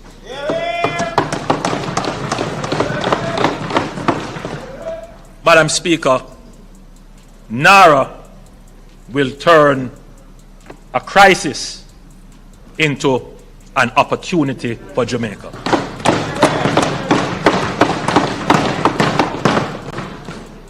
One of the most important lessons of Jamaica's economic reform journey was that execution requires not only institutional capacity, but credible, independent oversight. The Economic Program Oversight Committee, EPOC, became internationally recognized as a model of transparent, civil society-led accountability that gave Jamaicans and international partners confidence that the fiscal program was being implemented as agreed.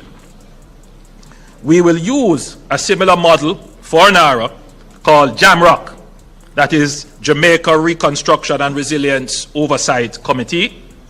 And I'm pleased to announce that JAMROC will be chaired by Professor Peter Blair Henry, a son of Jamaica, who is currently a senior fellow at Stanford University's Hoover Institution. He is a vice chair of the National Bureau of Economic Research. And I hear somebody say an academic, but listen to this part of it. A member of the boards of Citigroup and Nike, who has risen to the very pinnacle of international economics and public policy, and who brings back to this country a lifetime of intellectual and practical achievements and a personal commitment to Jamaica's development that has never wavered. The search for NARA's chief executive officer is also well advanced. Following an open advertisement, both locally and internationally, 5 candidates have been shortlisted, and we are going through the interview and evaluation process.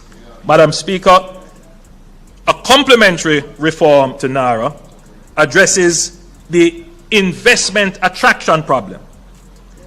We will introduce a new framework called Fast Jamaica, the facilitated acceleration of strategic transformation. This will be part of our national growth inducement strategy through investment. Fast Jamaica will establish a dedicated pathway to fast-track strategic priority investment projects critical to Jamaica's economic transformation, particularly those with an investment value of US $150 million or more that can commence implementation within a year and could be integrated into the NARA network of projects.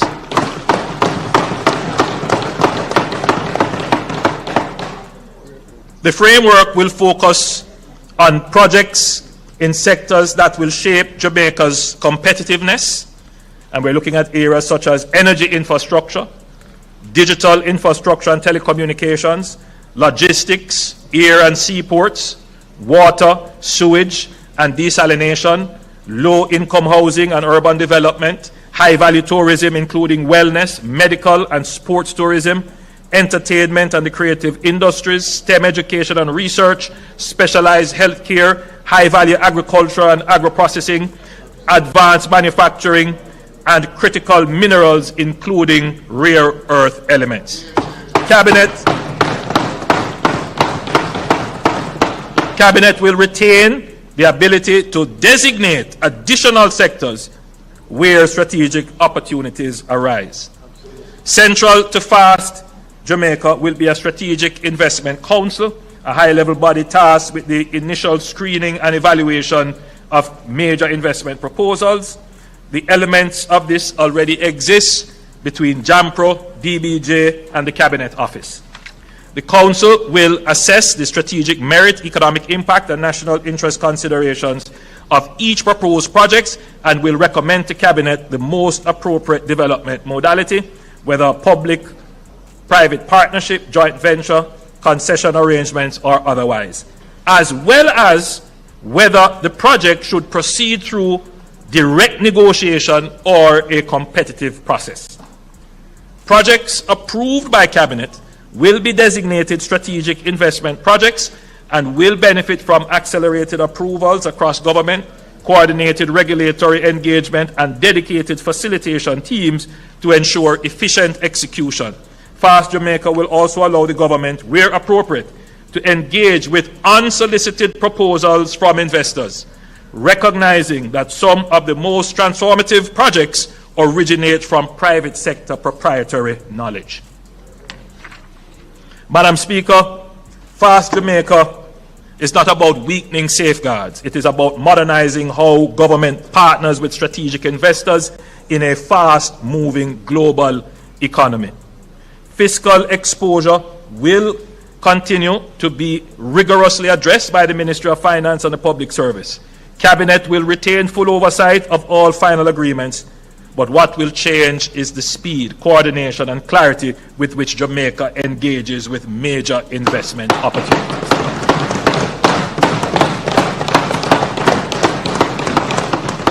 Together, these reforms represent a fundamental shift in Jamaica's execution architecture.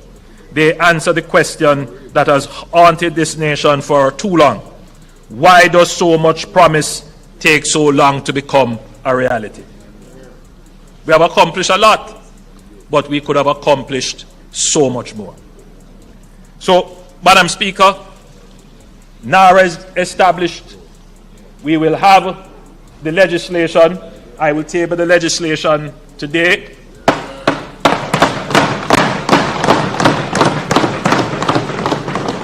We have interviewed 5 shortlisted persons to become the Chief Executive Officer. We will make a determination shortly. We have selected someone to head the oversight body, and we will have conversations with members of civil society, the opposition, and other interest groups to fill out that body. So NARA is established.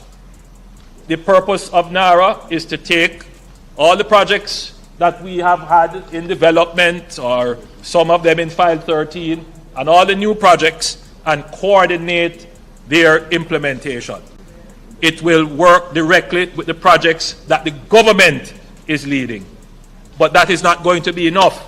We need to crowd in the private sector, and that is why we have FAST working in complement with NARA. And a typical way in which this will work, Madam Speaker, when I go to show you all the projects that NARA will likely do, you will see that there are great opportunities for the private sector to come in. Every highway that we put in opens up lands for housing, low-income housing, for tourism, for agriculture, for manufacturing. Madam Speaker, NARA's first and most consequential mandate will be to prepare a comprehensive project and economic plan to deliver within the next 4 years. And when we say deliver, we mean complete within the next 4 years. Today, I lay out a transformative vision for Jamaica by highlighting several national projects across the length and breadth of the country. Many of these projects are not new. They have appeared in development plans, consultancy report, policy discussions for years, in some cases for decades. This vision was never the problem. What was missing was the mechanism to convert them from aspirations into reality. The financing, the institutional architecture, and the enabling environment. We now have all of these. Some of these projects will be delivered through NARA, others will be executed through existing institutions and public-private partnerships operating alongside and in concert with NARA. What unites them all is a single coherent national vision. A Jamaica rebuilt stronger, planned smarter, connected more efficiently, and distributed more equitably. Where every region of this island is a functioning engine of growth, and where the resurgence we are claiming is visible, tangible, and felt in the daily lives of every Jamaican. I will highlight a few of these projects starting in the southwest. Black River. Madam Speaker, I want to start in Black River, because Black River tells a story that is larger than one town. It is the story of the existential vulnerability of low-lying coastal communities to the intensifying force of climate change. Black River is one of Jamaica's oldest and most storied towns. Founded in the 18th century, it was among the first places on this island to receive electricity, piped water, and the motor car, a proud maritime hub, the commercial heart of St. Elizabeth, gateway for the logwood and rum and pimento trade that shaped our economic history. The Georgian wooden houses along the waterfront, the masonry, mercantile buildings, the civic structures by the sea, all spoke to a town of character, history, and dignity. But Black River grew as many Caribbean coastal towns grew, parallel to the shoreline. Its hospital, its courthouse, its market, its homes, all concentrated along the coast, all exposed. For generations, that vulnerability was managed, tolerated, absorbed, but Hurricane Melissa ended that. Storm surges of 8 to 14 feet tore along the Crane Road corridor. The historic waterfront was devastated, civic buildings destroyed, critical infrastructure severely compromised. Madam Speaker, we will not rebuild Black River as it was. We will rebuild it as it should be.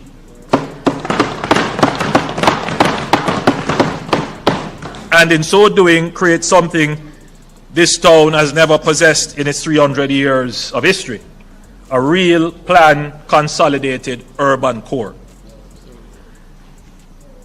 The Urban Development Corporation, working with our development partners, is advancing a climate-resilient redevelopment plan that separates what belongs inland from what belongs on the coast.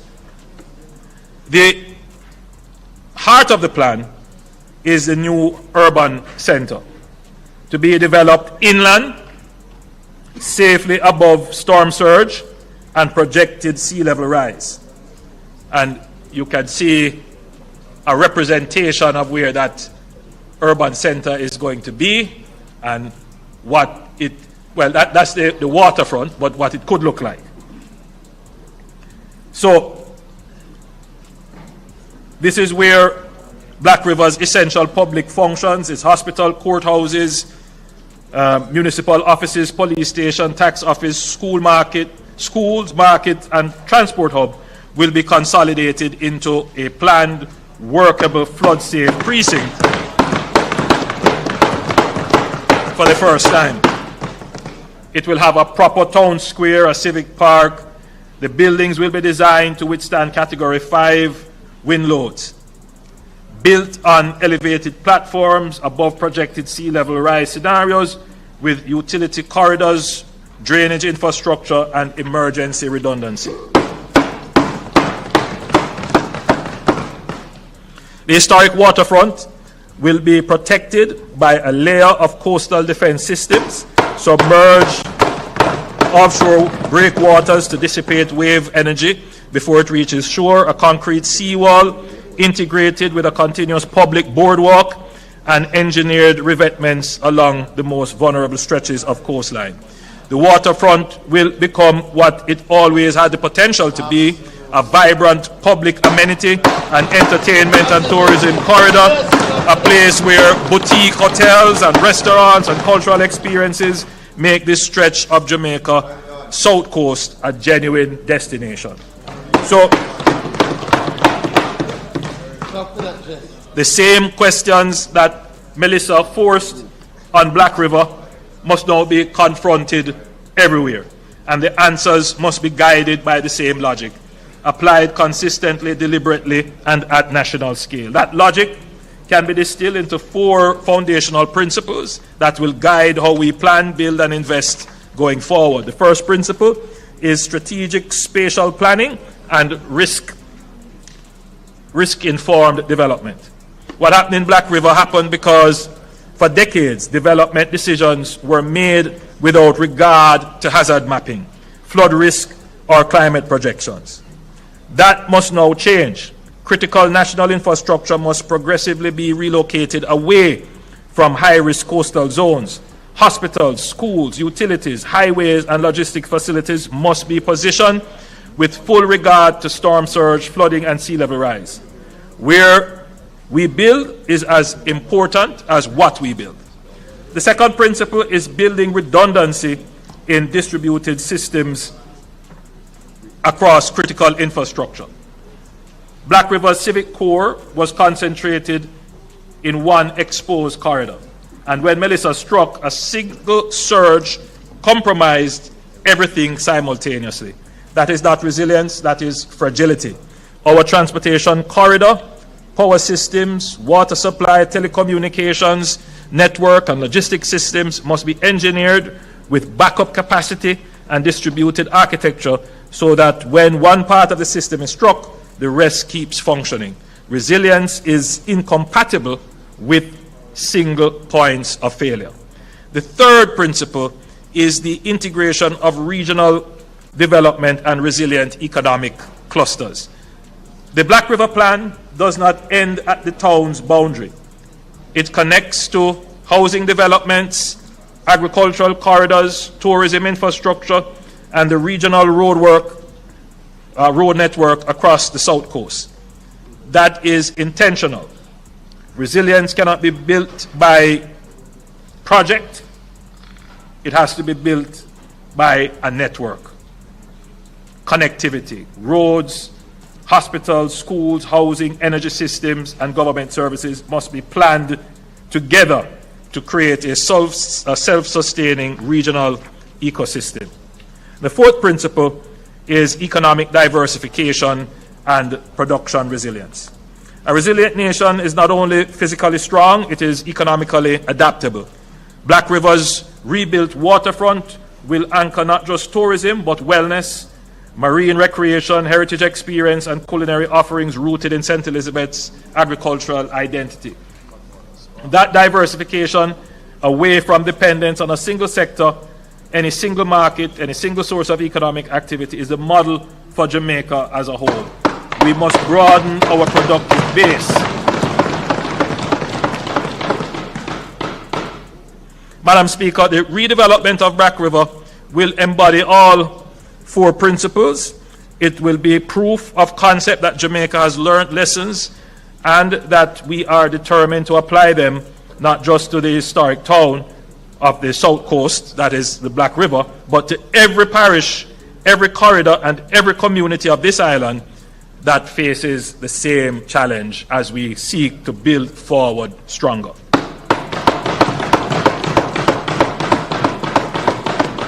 Now, Madam Speaker, I know the people of Black River are anxious. Your MP, I mean, I could only describe it as anxiety. He's also anxious. Particularly persons who own property in proximity to the coast that sustained damage. There's a certain level of uncertainty. They're not sure whether or not they should rebuild, restart. Many of them have reached out to say, Prime Minister, I don't want to restart. In fact, there are several who have said, you know, I was even contemplating coming out of business. Melissa's hastened the decision, but they want some indication so that they can figure out how to plan. And we hear on our side the magnitude and scale of what we are planning to do can't be rushed. We can't make wrong decisions. So we have to think these things out carefully, put in place the systems and the structure. So today I would have laid out for you the NARA, which will manage it, the legal framework under which it is going to be managed. So we are well there. So I would say to the people of Black River, we have identified suitable lands to support a structured program of relocation and reconstruction for housing and business.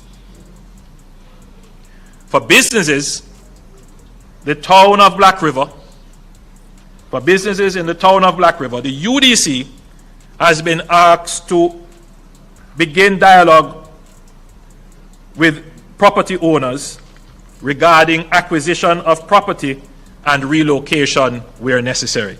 Madam Speaker, I don't want to say too much here because I know how, you know, what leaves here and lands there might be two different things.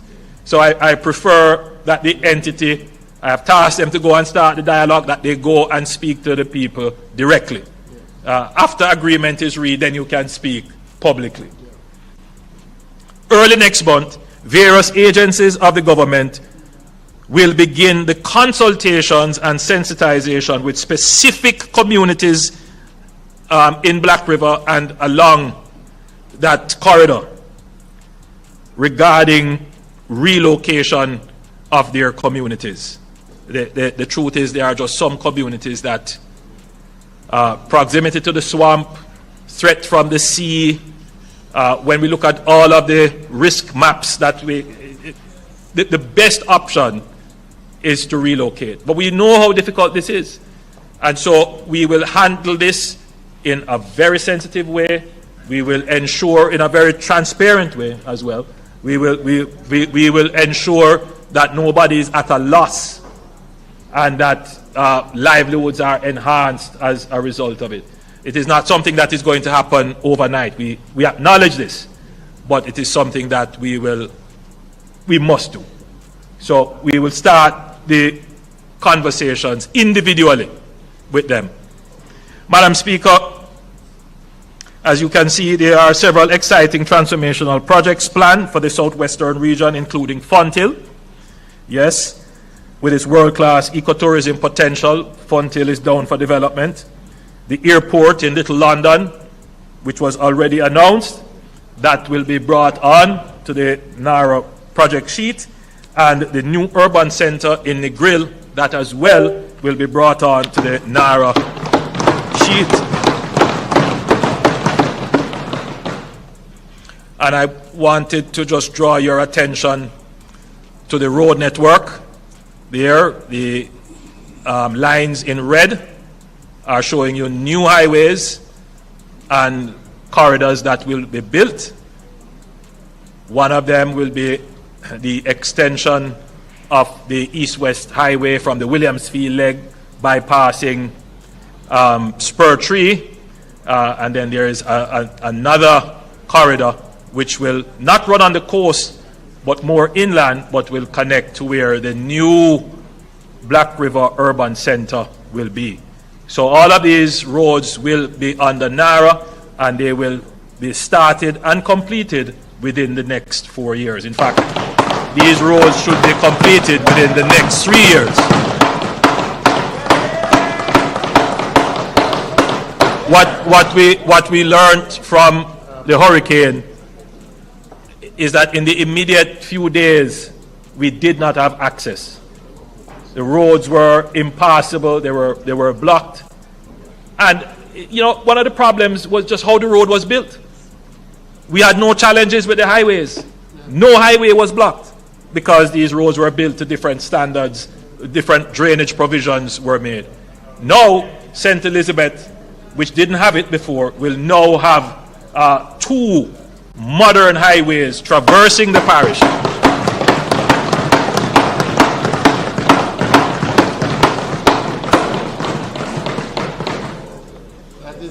Madam Speaker, I now turn to the northwest end of the island. Relax, man.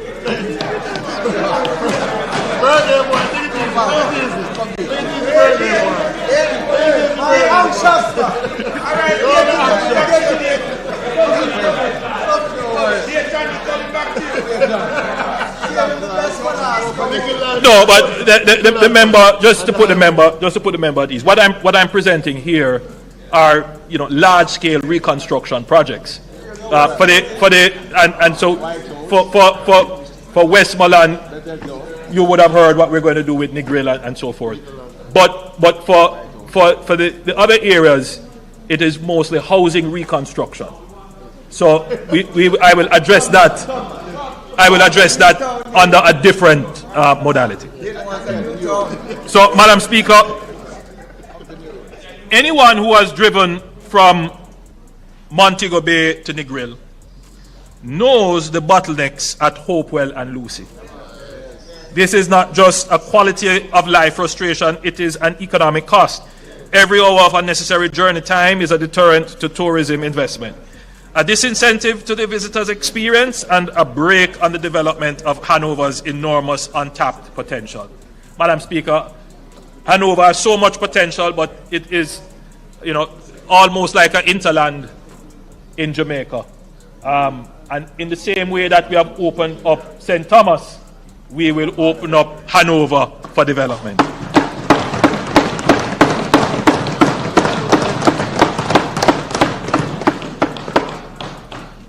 The government will advance the Hopewell and Lucy bypass, running through a connection point on the Long Hill bypass, which is already under construction. In St. James, traversing westward with Link Road serving both Hopewell and Lucy before terminating on the westward side of Lucy. The alignment will run approximately 3 kilometers south of the existing coastal road. This will unlock the entire waterfront stretch between Montego Bay and Negril as prime resort lands.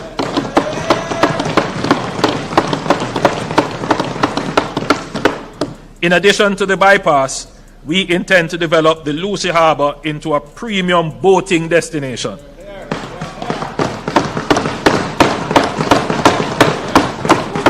Sheltered from the prevailing winds, with deep natural water and proximity to emerging resorts on that belt between Montego Bay and Negril, Lucy Harbour has every natural attribute required to become a premium boating destination. So under NARA, this is something that we will do to create the economic incentive, but this is a perfect project for private sector. And so NARA will stimulate, facilitate, coordinate, but more than that, get it done quickly.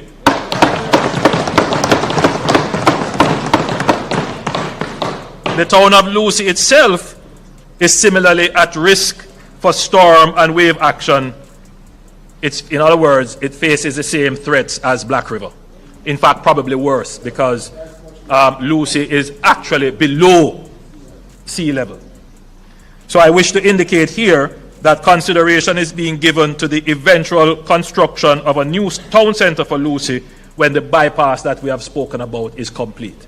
So we won't do it in this round. We can't take on too much. But let's do the bypass first, and then we do the new urban centre for Lucy.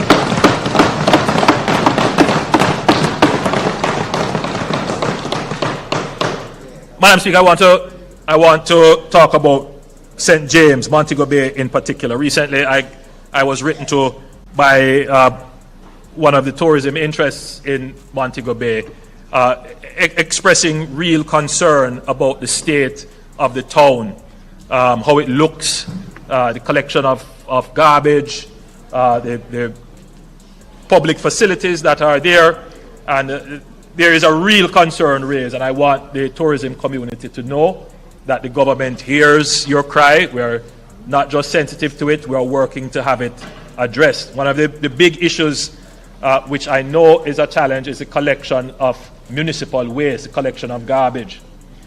And I'm sure Minister Mackenzie will address this at some point, but you recall when we said we have over 500,000 truckloads of debris to move.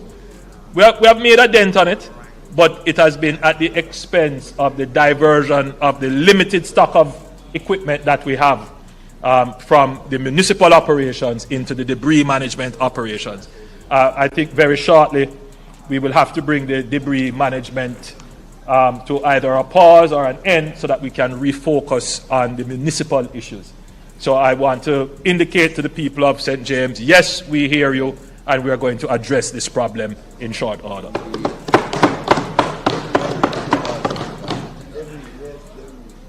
Madam Speaker, Montego Bay is our tourism capital, and it is time we undertook new investments to revitalize and secure its position as the leading destination in the Caribbean. Hurricane Melissa inflicted severe damage across Montego Bay, particularly in the coastal communities of Catherine Hall and West Green and Freeport. Destruction was painful, but it has given us something valuable, a once-in-a-generation opportunity to reimagine this corridor in a way that is bolder and more resilient. But we must first protect the city, which is a key pillar of Jamaica's economy. Montego Bay has long been vulnerable to flooding. Its rivers, when overwhelmed, have repeatedly brought misery to communities. The government will therefore undertake significant investments in river training to contain, manage, and direct floodwaters away from communities and commercial areas and critical infrastructure. The people of West Green and Catherine Hall will be very happy to hear this. And downtown Montego Bay, yes.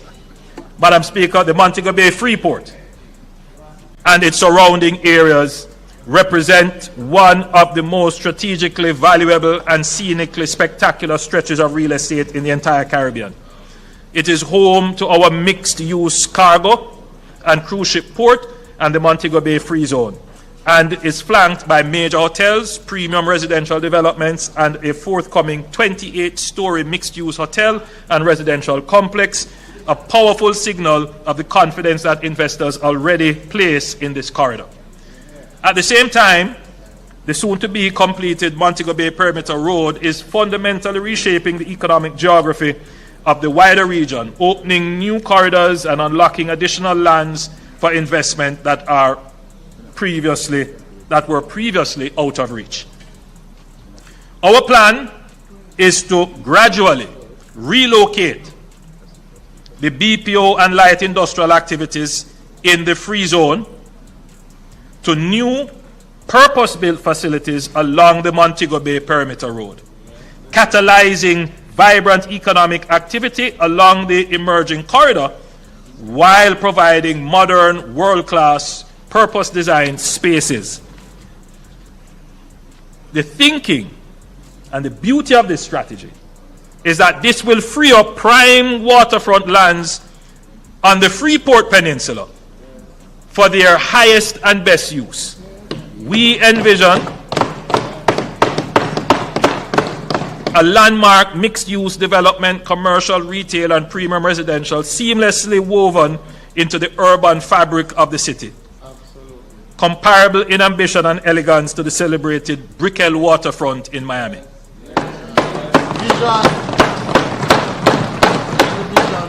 And at the heart of this vision will be a performing arts theater. It always is a puzzle to me. Every hotel has to have their own entertainment package. You know, we could invest in developing real premium entertainment if we had a proper performing arts center. You know, we could even invite Broadway to come and have plays there that the tourists could, instead of having to be stuck in the all-inclusives, they have somewhere to go. Locals can have somewhere to go. So the thinking, and you know, one thing with this government, we apply strategic thinking to everything. Everything. So, you know, when the Freeport was developed along the coast, very important that it was actually coastal, so that because it's close to the port as well, because the idea was like manufacturing, you get on a ship and you go. But things have kind of changed a little bit, because most of what the work that the Free Zone is doing has nothing to do with shipping. We ship it via email. In other words, the Freeport is now doing digital services, BPOs. They don't need to occupy valuable premium port lands. So where they need to be is actually beside efficient public transportation. Absolutely. So people can get to work easily. Right now it's chaos to get into the Freeport. Yeah. So just this move is going to increase the efficiency of the town, but increase the value and productivity.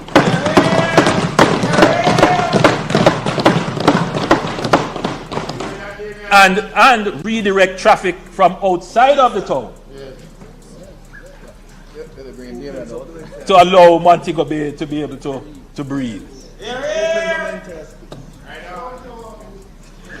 Madam Speaker, the vision does not stop at Freeport. What we are proposing is the transformation of the entire coastal corridor, from the Freeport sweeping eastward to Harmony Beach Park, along the waterfront, and all the way to the iconic Hip Strip. This breathtaking stretch of Caribbean coastline will be unified into one seamless, world-class leisure, entertainment, and shopping corridor. The top road. Minister, what's the proper name of the top road? The Queen's Drive. Top road is like the president of Montego Bay. Top road, as we all know it. Very, very few people know it as Queen's Drive. The top road will be dualized, and it's a very important point. The top road will be dualized to handle traffic efficiently, while the bottom road will be progressively pedestrianized.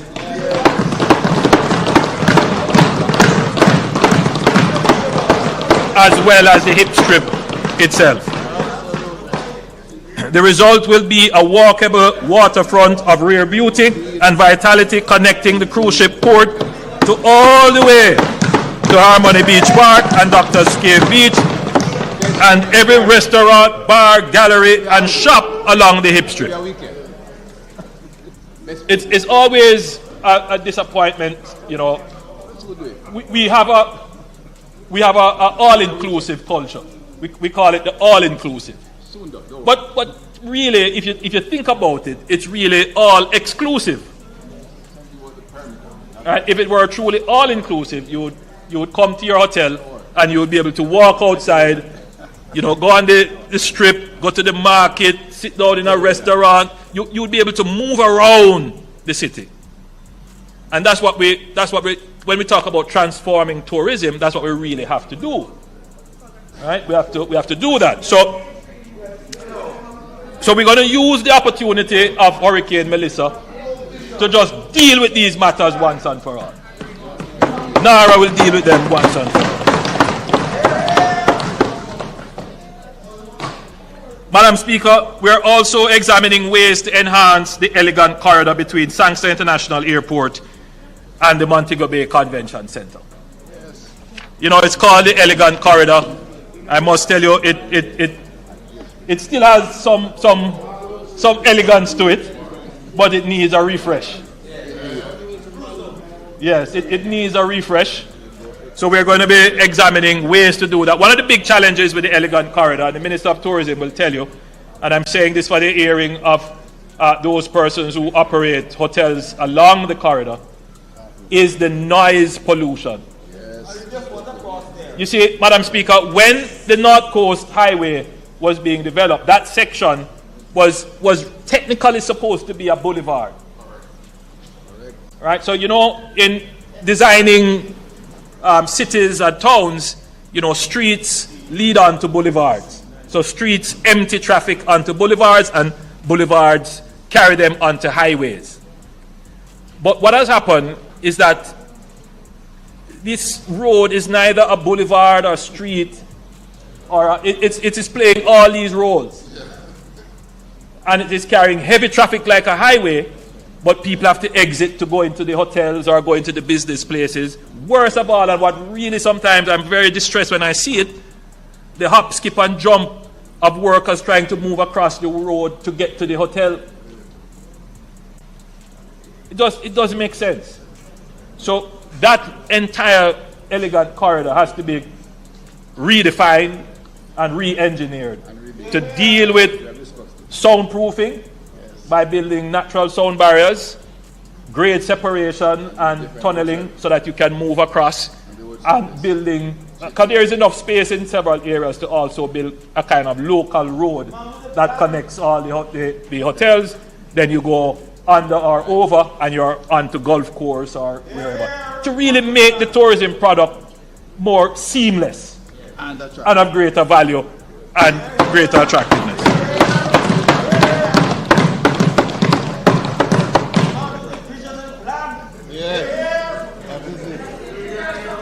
Madam Speaker, Black River, Madam Speaker, like Black River, Falmouth is a case study in the existential vulnerability of low-lying coastal communities to the intensifying impacts of climate change.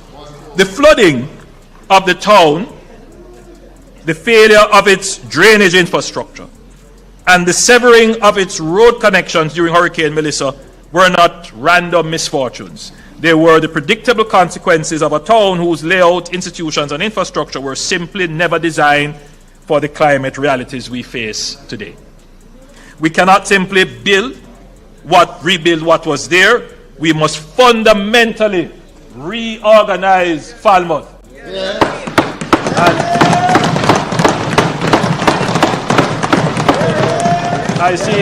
I see, Madam Speaker, big smile on the Member of Parliament for North Trelawney, who, unlike most MPs, she actually lives in her constituency and lives in the town of Falmouth. All right, member from Southwest St. Catherine. The drag line, who else lives in their constituency? Good. Good, Rose, good. The drag line, which is the critical drainage canal running east to west through the town, provides a natural organizing boundary. It is both the town's most important piece of infrastructure, and as Melissa demonstrated, it is the most neglected. Major infrastructure works will be undertaken to clean it and progressively modernize it into a functional water feature that both protects the town and enhances the remarkable Georgian character. Again, this will be a project on the Nara. But more than that, the drag line will serve as a boundary between two distinct and complementary zones of reimagined Falmouth. North of the drag line, closer to the sea, the focus will be on what the waterfront does best: tourism, heritage, recreation, and coastal protection. The magnificent Georgian historic core, the Albert George Market, the Falmouth Courthouse, the Tharp House Complex, the churches, and the Baptist Manse will all be preserved as far as possible. The cruise port and the waterfront will be enhanced and activated as world-class visitor experience. South of the drag line, we will build the resilient civic backbone that Falmouth has never had. The hospital will be relocated inland. It's a very important point, members. Madam Member of Parliament, we will be relocating the Falmouth Hospital inland. We have identified somewhere. We'll make that known as soon as we have finalized the land. And this will be away from the flood zone with direct access to the North Coast Highway so that it remains fully operational precisely when it is needed most. Madam Speaker, during the pandemic, I flew to the hospital, and again, I want to commend all the hospital workers, but I wanted to commend the Falmouth workers in particular as I visited them. Very difficult circumstances, but like everywhere else, they were there doing their service.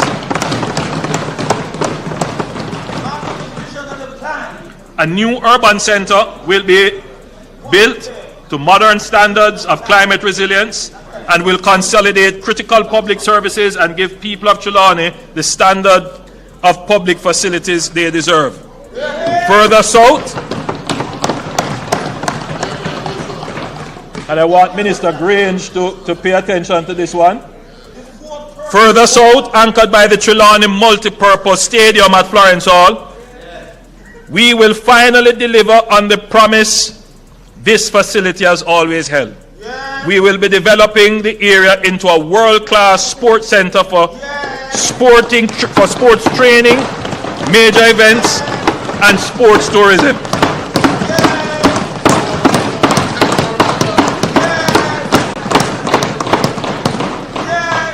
While building around it vibrant housing and a commercial nucleus that brings permanent economic life to this corridor. Madam Speaker, we have had several proposals come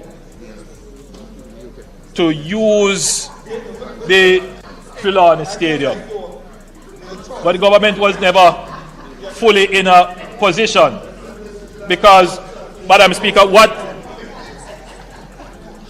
to convert this into a sports tourism entity would require not just the facility. We would have to put in place infrastructure, water, proximity to working and resilient health facilities, proper housing, all the things that would be required to make such a facility work. So we were never in a position then to do it. But today, Madam Speaker, we are bringing all the infrastructure. We are bringing all the infrastructure together. So this can actually now become a center of economic activity in sports.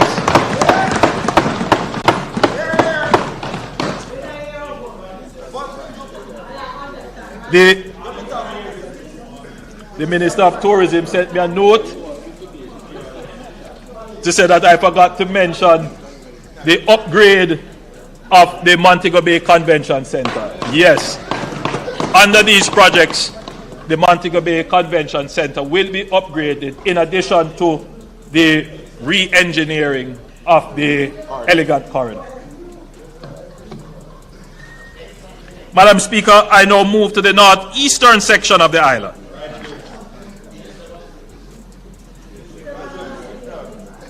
Madam Speaker, the North Coast Corridor and the Draxall and Miami Bay stretch in particular has become one of the most rapidly developing commercial zones in Jamaica. New businesses, new housing developments, new hospitality enterprises, and new entrepreneurial energy have concentrated in this corridor with remarkable momentum. The government wants to support and deepen that energy, not for it to be strangled by the congestion, but for it to be able to properly carry the traffic load of the area.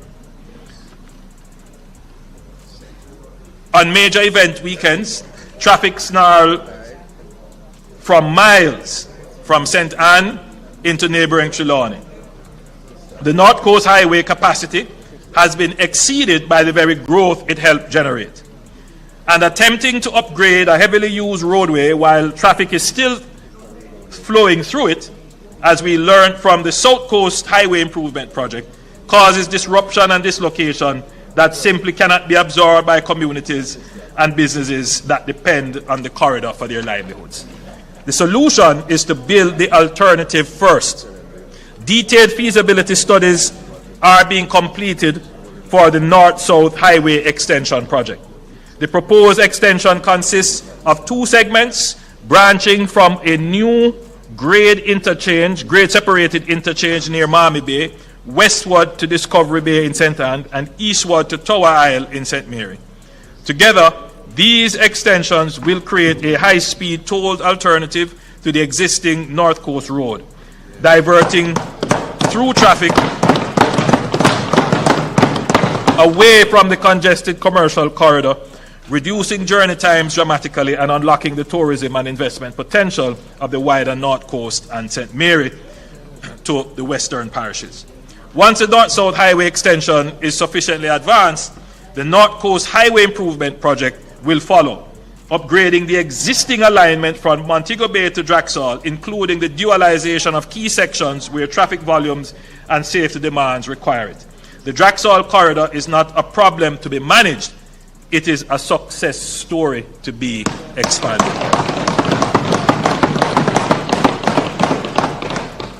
With this investment, we give it the infrastructure it deserves, and we unlock the next chapter of growth along Jamaica's most visited coastline. Madam Speaker, I now turn to the eastern end of the island, Port Antonio. Port Antonio is unlike anywhere else in Jamaica. It is the birthplace of Caribbean tourism, the town that first showed the world what Jamaica could be, drawing Hollywood legends, royalty, and the world's most discerning travelers to its twin harbors and extraordinary natural setting. It deserves a future worthy of that legacy.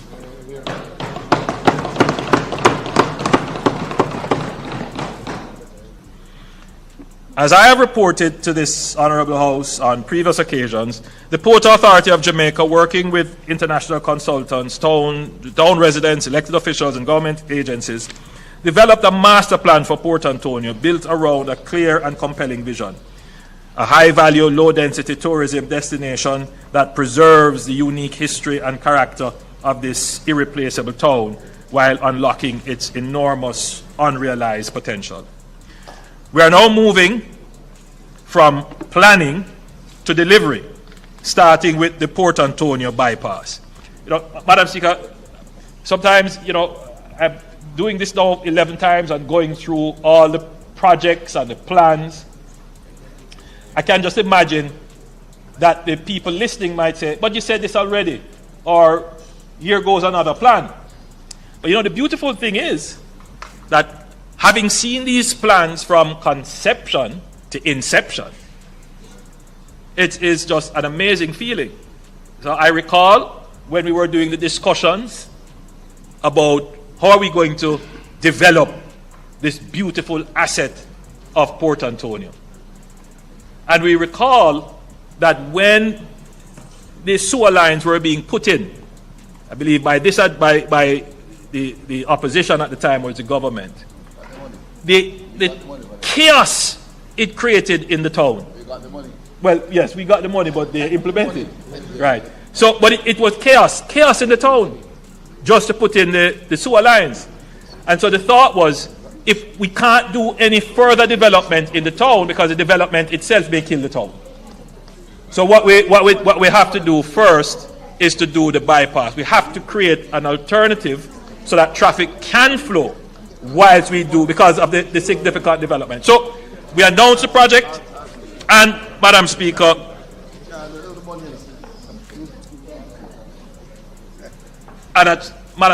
and I'm now pleased to say that the project man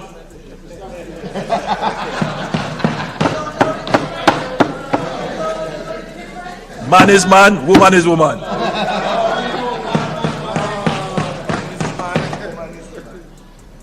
Mr. Speaker, I'm pleased to say that this project has started.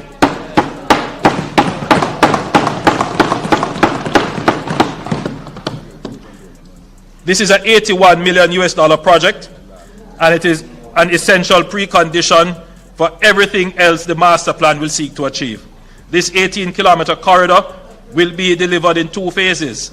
The first spanning Norwich to Turkle Crawl Harbour, and then 7 kilometers of 4-lane roadway, new bridges and upgraded drainage, built inland and elevated to protect against storm surges and coastal erosion. By diverting through traffic away from the historic town centre, the bypass will give Port Antonio the space it needs to become the premium destination the master plan envisions. Beyond relieving congestion, the bypass will open new corridors for housing, commerce, and economic activity. And as I've said, works has already begun.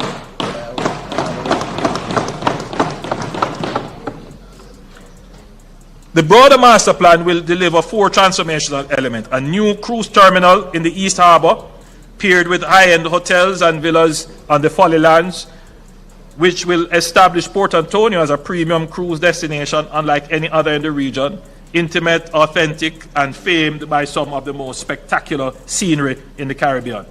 The cricket grounds will be enhanced into a modern multi-purpose sports and entertainment amphitheatre, activating this underutilized asset and bringing major events to Portland for the first time. A new pedestrian promenade along the shoreline will connect the east and west harbors, transforming the waterfront into a continuous walkable space for residents and visitors alike. And a new public park will give the people of Portland a world-class recreational amenity on their doorsteps. Madam Speaker, just to be clear, these pictures that you are seeing are not just, promotional rendering. Actual architectural design work has gone into this.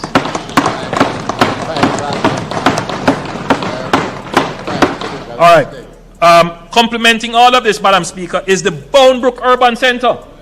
So you hear me talk about we're going to build a urban centre. We are building urban centres. The Boundbrook Urban Centre is approximately 40% complete. Like the Morant Bay Urban Centre, Boundbrook will be an integrated commercial hub combining public and private services seamlessly in one location. Madam Speaker, the development of the new port, and I want this is the Morant Bay Urban Centre. Well, the bypass starts there, so it connects there. So, Madam Speaker, the development of a new port in St. Thomas has been discussed for some time. The original intent was to develop an aggregate port to serve the growing demand for construction materials in regional markets such as Guyana and Suriname. However, Hurricane Melissa fundamentally expanded our thinking. Hurricane Melissa served as a stark reminder of the vulnerability of Jamaica's southern coastal line and the existential threat that a direct strike on Kingston would pose to the port of Kingston, and by extension to the nation's ability to recover from any such disaster. As a result, the government will now not only develop an aggregate port for export, but one with capacity for mixed usage, such as the Reynolds Pier in St. Anne. This port will serve as a critical backup to the port of Kingston in the event of a major disaster, while simultaneously driving economic growth and creating much needed employment opportunities for the people of St. Thomas.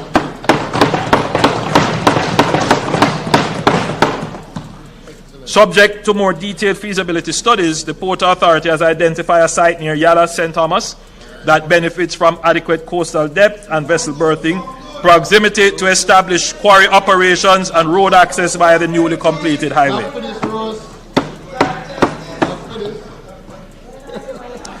Madam Speaker, the Port of Kingston is now one of the fastest growing ports in the entire hemisphere, and we are determined to ensure that our infrastructure keeps pace with that growth. We are undertaking a series of transformational projects that together will create the largest concentration of near-port logistic lands anywhere in the Caribbean. The first of these is the $80 million Westland projects already underway, which will add 15 acres to the Kingston Freeport Terminal, increasing cargo storage capacity by more than 25%. The second involves the realignment of the Marcus Garvey Drive to the northeast of Tinsonpen and the incorporation of the Tinsonpen lands into an expanded near-port corridor.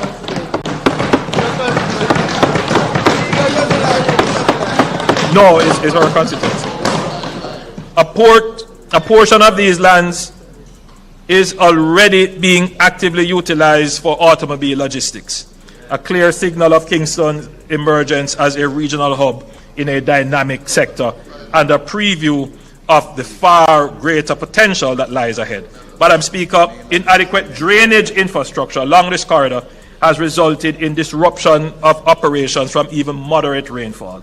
The National Works Agency, in collaboration with local and international consultants, has completed comprehensive studies for a drainage system designed to efficiently convey stormwater to Hunts Bay.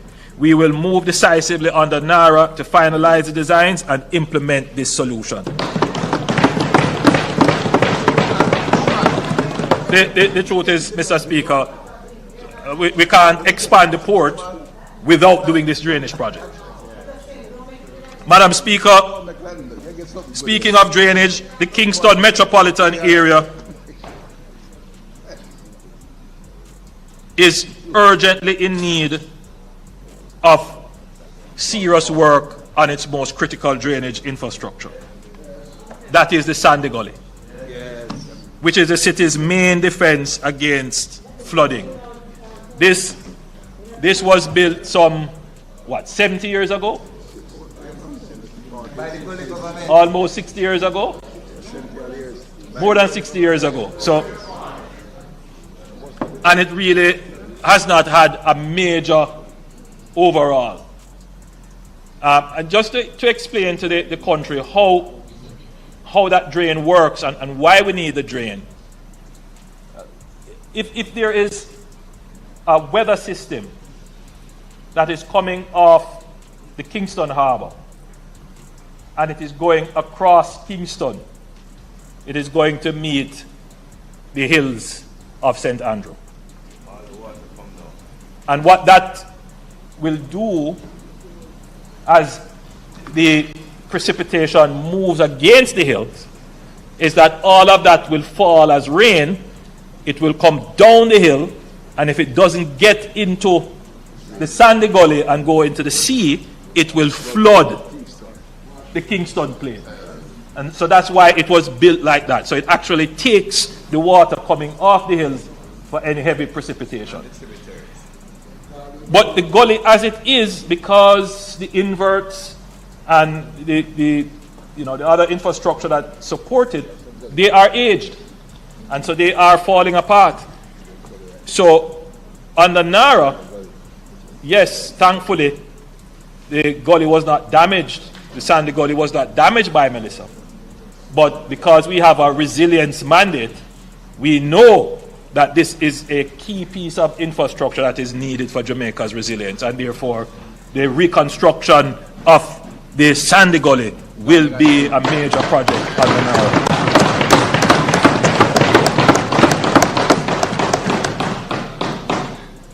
Anchoring the entire logistics ecosystem is the Caymanas Special Economic Zone, Jamaica's flagship logistics project. The Caymanas Special Economic Zone is designed to complete Jamaica's transition from a transshipment hub to a fully fledged logistics center for the region and beyond. The first phase will be developed over 4 years at a cost of $8 billion, covering 200 acres of the 700-acre property, generating hundreds of direct and indirect jobs during construction alone.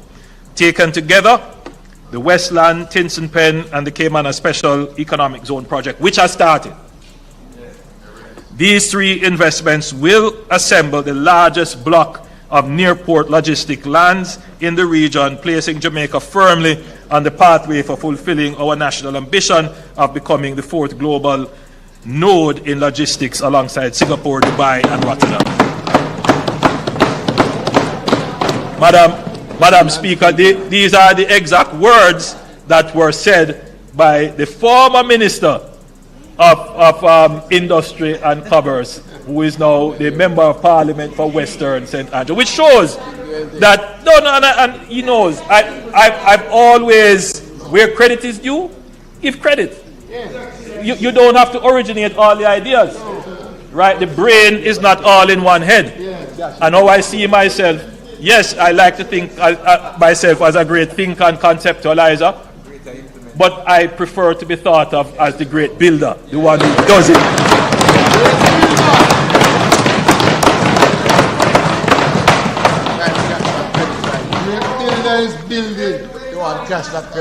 Madam Speaker, when major disaster strikes, the ability of the state to function, to coordinate, to communicate, to make decisions, to serve the people depends on having facilities that can withstand the impact and continue operating in its aftermath. Hurricane Melissa exposed the vulnerability of the government itself. Jamaica currently houses its ministries and departments and agencies in a patchwork of aging, scattered buildings, many of them structurally inadequate, poorly connected to each other, and wholly unprepared for the demands that a major disaster places on government operations. Madam Speaker, the government will advance the development of the government campus at National Hero Circle as a national priority. The vision brings together Jamaica's Houses of Parliament, key ministries and agencies into a single purpose-built campus. In the post-Melissa context, the government campus is more than a statement of national pride. It is a strategic investment in the continuity of government. Madam Speaker, this Parliament could never have withstood Hurricane Melissa, or even a slightly lower hurricane. And I think it is now a moot point, Mr. Speaker. I think every member of Parliament here serving in this building would have to agree. The building has served us well, put it that way. But it really cannot carry us much further.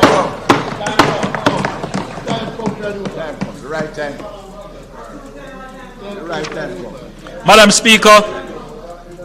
Speaker, resilience is not only our road and bridges. Resilience must also include our health facilities. Kingston Public Hospital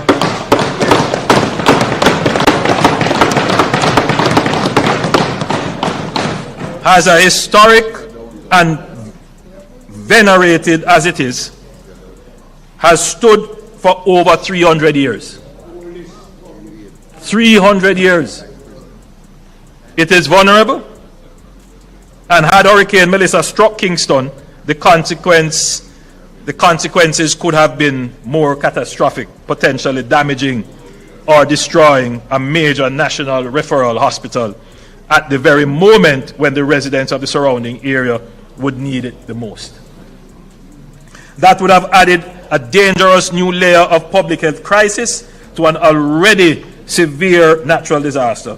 We have to take note of our vulnerabilities and address them before they manifest. It is imperative that a new Kingston Public Hospital be built to modern international standards with resilience, continuity of care and disaster preparedness at its core.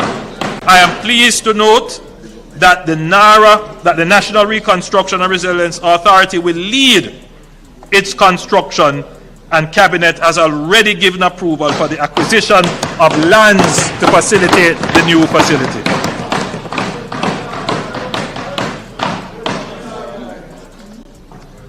Madam Speaker, both our major international airports sit adjacent to the sea, and we are vulnerable to storm surges and the long-term effects of sea level rise. When Melissa struck, the operational pressure on both facilities was immense. The question that we must answer honestly and urgently: what happens if one or both of our major international airports is rendered inoperable by a natural disaster? The answer cannot be that Jamaica has no answer. Vernon Field has been discussed as a development opportunity for decades. The vision of an aerotropolis, an airport city that would anchor Jamaica's ambition to become the world's 4th logistics hub has appeared in strategic documents. I've spoken about it numerous times. Cabinet decisions and development plans have been made since the 2000s.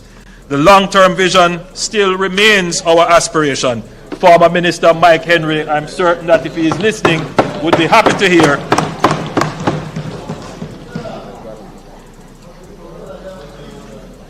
that the Vernon Field, and that's the airstrip you're looking at, which was built during the World War II era, that by and large the concrete is still intact.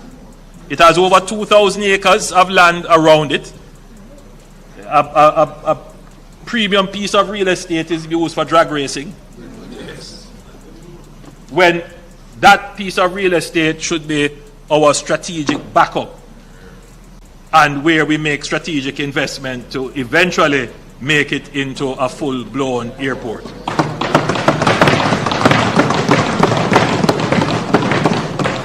And this is why we will advance the Vernon Field Light project, a focused phase rehabilitation of the existing airstrip to create an international airdrome capable of accommodating the largest commercial aircraft in operation. And this means that in the event of a hurricane, earthquake, or other disaster that renders Norman Manley or Sangster International Airport inoperable, or both, Jamaica will have an inland facility capable of receiving wide-body jets, humanitarian relief aircraft, cargo planes, and military transport.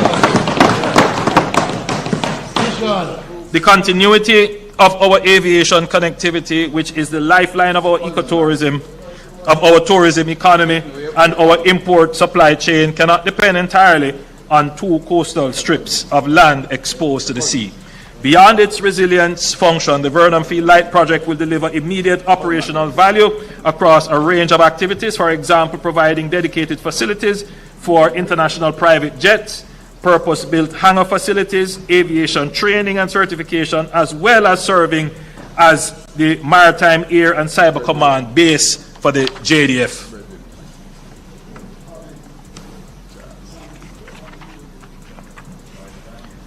Madam Speaker, the slide now being displayed shows the national highway network, including all planned highway projects. What it illustrates is a vision that is within our grasp. A continuous, modern highway network encircling the entire island, connecting every parish, every port, every airport, and every major economic center into a single, seamless system. The objectives of this network are: 1, to reduce travel times and transportation costs for businesses and families, to open new corridors for agriculture, industrial, and tourism development, and to strengthen resilience by ensuring that no community is ever again isolated because of a disaster, and of course, to create new lands for low-income housing.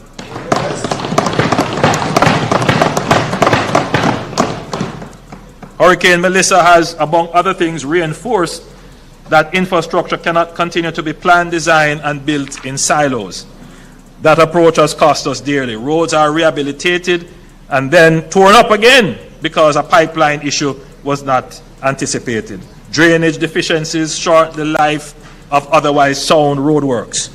Slope instability undermines the investments made without adequate assessment of the surrounding terrain. This fragmented reactive model is inefficient, expensive, and wholly inconsistent with the scale and ambition of our national reconstruction vision. We are therefore moving decisively towards integrated infrastructure planning, a framework in which roads, drainage, water, sewage, utility corridors, slope stability, and climate risk are considered together from the design stage and sequenced into a disciplined way through implementation. Integration planning must be matched by stronger infrastructure governance. Part of what involves a long overdue, that is part of the work which involves a long overdue reform of how we classify and manage the national road network. At present, roads are vastly At present, roads of vastly different purposes, economic significance and strategic importance are treated in broadly the same way. A modern road designation framework will allow us to distinguish clearly between local access roads, parish connectors, strategic economic corridors, tourism routes, agricultural links, and emergency and evacuation corridors. Madam Speaker, what this will do is to inform the budget. Right now, how are roads repaired? All right, so the government, through a process like this, will identify strategically important roads. And those roads are usually networked. And all of these roads that are built centrally, they stand up. And they carry quite a bit of volume and maintain our connectivity. But a large part of the road repair and maintenance budget is politically driven. MPs feel, and I feel the same way, that I must have influence over the road construction and repair budget. So in other words, road repairs are also influenced by political pressure. Now, maybe that's not a bad model, but what it does is it helps to fragment how the limited road repair budget is spent. So what happens is that the road repair budget is broken down essentially by constituency and by the effective lobbying of members of parliament. Now, the truth is that that strategy may have served well, but what it creates is a great deal of fragmentation, because every year we spend billions of dollars. But if you look at the road network, you can't really say that you have developed a road network. And at some point, as a country, we have to say, look, we need to make impact with the money that we are spending. And so that is what the One Road Authority is being designed to do. I know there is concern that the One Road Authority is going to take away autonomy from parish councils. No leader of the opposition, that's not what it is being designed to do. So one of the things that we're doing is to do a proper accounting for the roads, so we know how many roads we actually have, how many miles of roads. Then we go through a process of a proper categorization of roads. Then we look at the roads in terms of their strategic value. Are they connecting roads? Do they carry critical manufacturing? Are they critical for evacuation? All kinds. So we look at these things, and then we develop a proper maintenance plan. The first phase of that proper maintenance plan is the SPARK program. Already, the SPARK program is supposed to do over 600 roads. You've gone about 120 roads have been done across the island. I am sure that almost all MPs who are here from the last term can say that there is a road being done in their constituency, a road or two. But aside from developing a kind of structured budget for the maintenance of roads, Madam Speaker, we must develop standards for how the roads are maintained. And there must be an entity that holds road users to account when they destroy the road. Yes. Madam Speaker, it is a great pain to me to drive on some of our very important urban roads, arterial roads, and you see the wanton spillage of concrete. And it's as if they do it with impunity.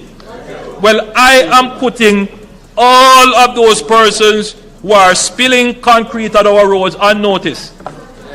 When the NARA is established, you will be prosecuted. The One Road Authority. Forget, you're listening. The One Road Authority. Because that entity will also have the power to prosecute. Yes. And some too. Charge them. Madam Speaker, I want to turn very quickly to housing.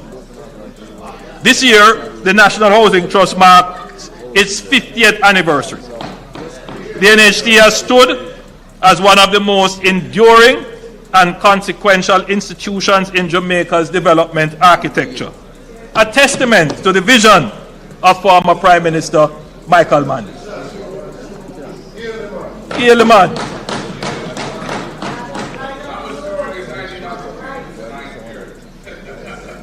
As I said, he did some good things, but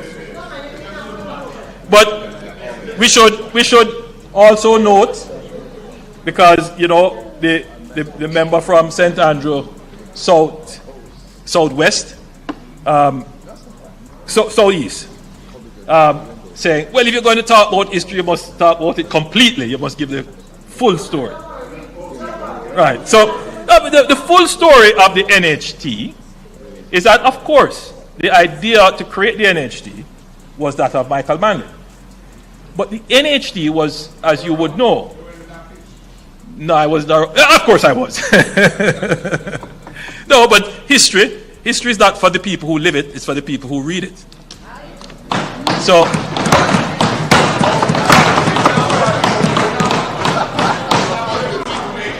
no, if you read it, you have to read history. You have to read history, because you know the truth is, leader of the opposition, you know, there are people who live the experience, right? But when they actually read it, they say, but it's different, because when you have to sit down and put everything into context and bring things into consideration that the person experiencing it would not be able to interpret, you get a fuller experience when you're reading the analytic of the event. But Madam Speaker, the point is that the NHT was formed out of the NIS. Yes. Yes. In other words, the fund that we created, the National Insurance Fund, which when we created, the PMP objected to it, turned it around, called it sin, never wanted it to be done. So now what happened is that, of course, the initial establishment of its structure and the funding came from the NIS. So, I mean, it's just a part of the context of the NHT. But to the credit of former Prime Minister Michael Manley, this is an institution that has served Jamaica well.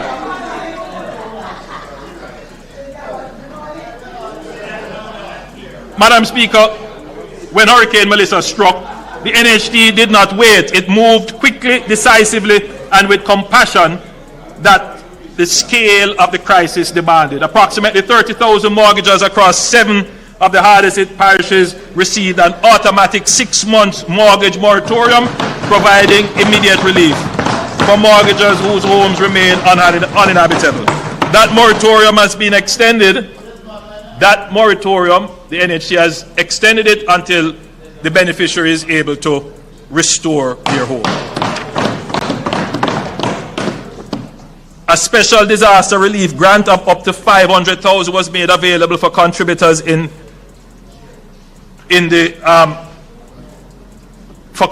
for contributors who demonstrated a need, prioritizing those unable to take on additional borrowing, including pensioners and other vulnerable groups. Over 5,500 applications have been received under the grant facility alone, with nearly 1,800 already processed and close to $1 billion dispersed. The NHT has also procured 2,500 semi-permanent housing solutions at a cost of US $19 million for families who lost their homes entirely. The first 300 units are on island and are being cleared for distribution. So finally, we will have some of these modular housing solutions. semi-permanent housing solutions. The NHT also introduced a hurricane relief loan of up to $3.5 million at concessional 2% interest rate to support essential repairs, disaster resilience upgrading, including reinforced roofing, and hurricane shelter and supplementation of insurance claims. Madam Speaker, the Leader of the Opposition said he hasn't seen any program insisting that restoration must be done to code and standard. I can assure you, Madam Speaker, that this program under the NHT, that the persons who are restoring their homes must do so according to the relevant local building codes.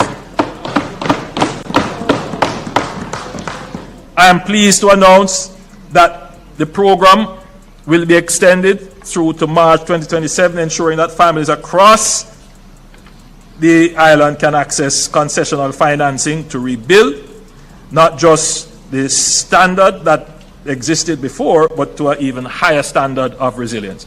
So this loan program will be extended to next year, March. Madam Speaker, let me give the House and Jamaica a clear picture of where the NHT housing delivery stands. As at the 31st of January 2026, the NHT is actively managing a housing train line of over 41,000 solutions at various stages of development across the island.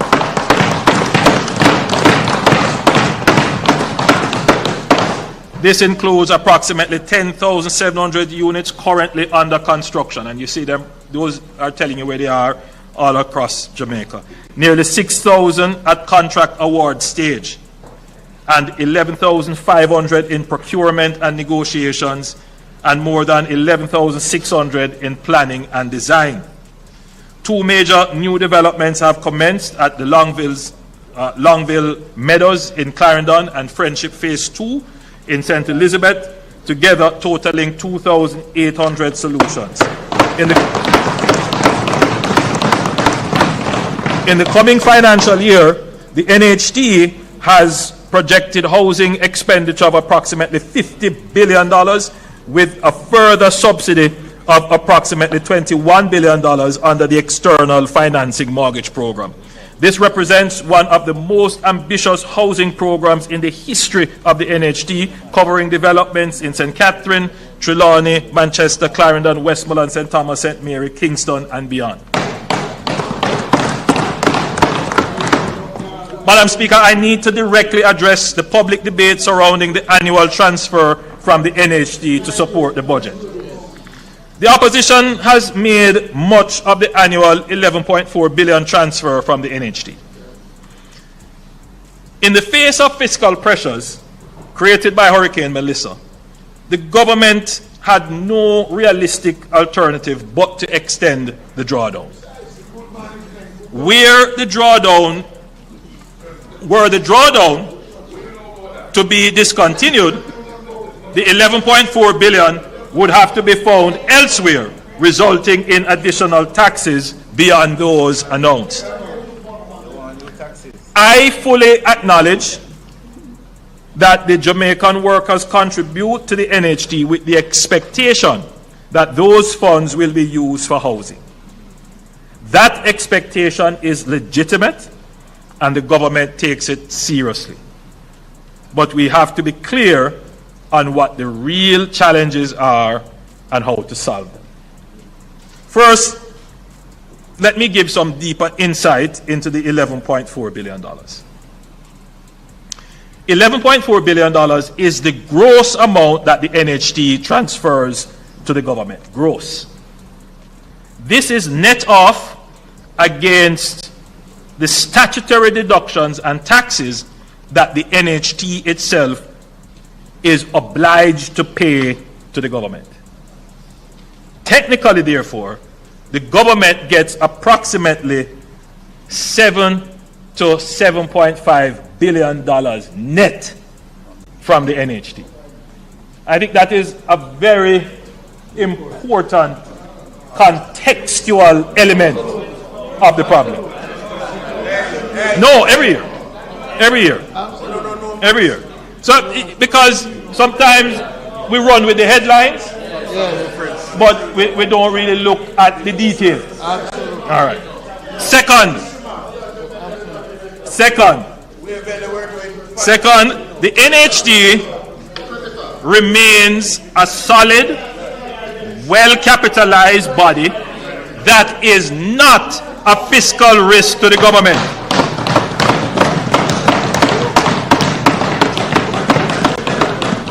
The NHD has not in any way been impaired in its ability to satisfy demand for mortgage loans, even at 0% interest rates. To further improve the cash flow under the external financing mortgage program, NHD contributors can access their NHD mortgage through approved partner institutions instead of going through the NHD itself.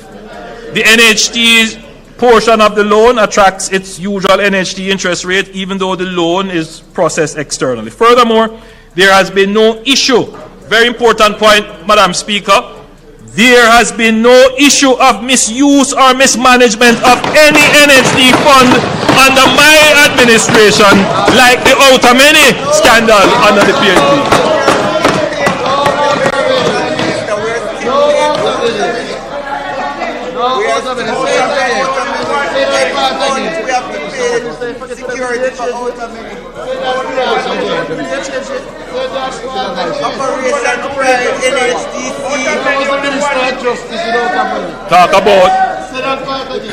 Talk about corruption. Yes.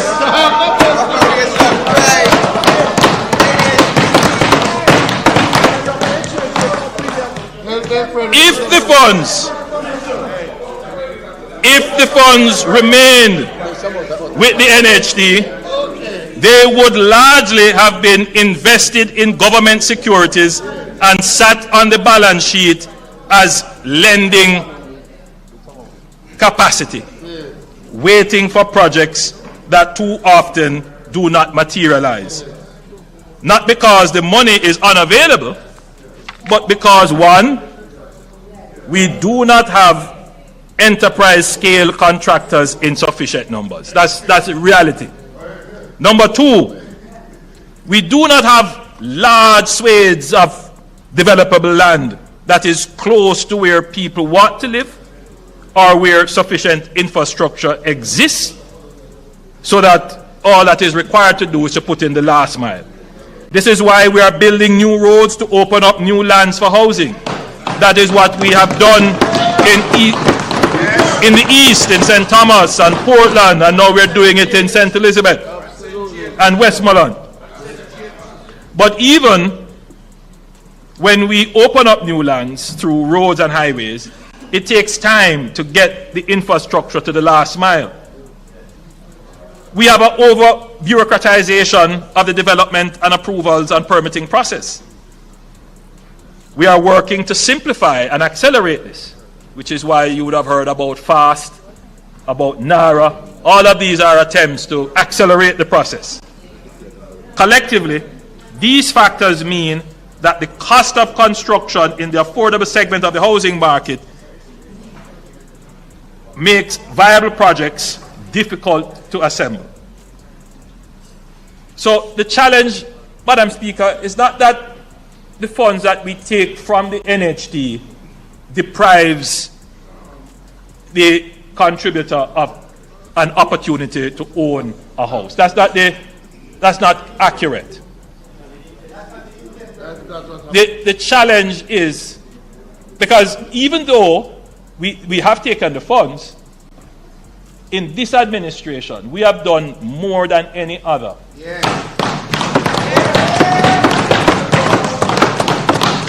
To increase the size of the funds that contributors can access from the NHD. Yes. We have increased the number of persons who can co-make or co-join. But more than that, we have reduced the interest rate. Can you imagine you can get a mortgage for 0 interest rate? 0. Absolutely. Right? So in other words, what we have done, very high, 60% of the mortgages are 0%. No, 60% of the yes. So if you earn a certain level, you get a 0% interest rate. And 60% of mortgages pay actually 0% interest rate. So there's this notion that somehow the funds deprive. So the NHD, as I've said, offers 0% interest rates to low-income earners.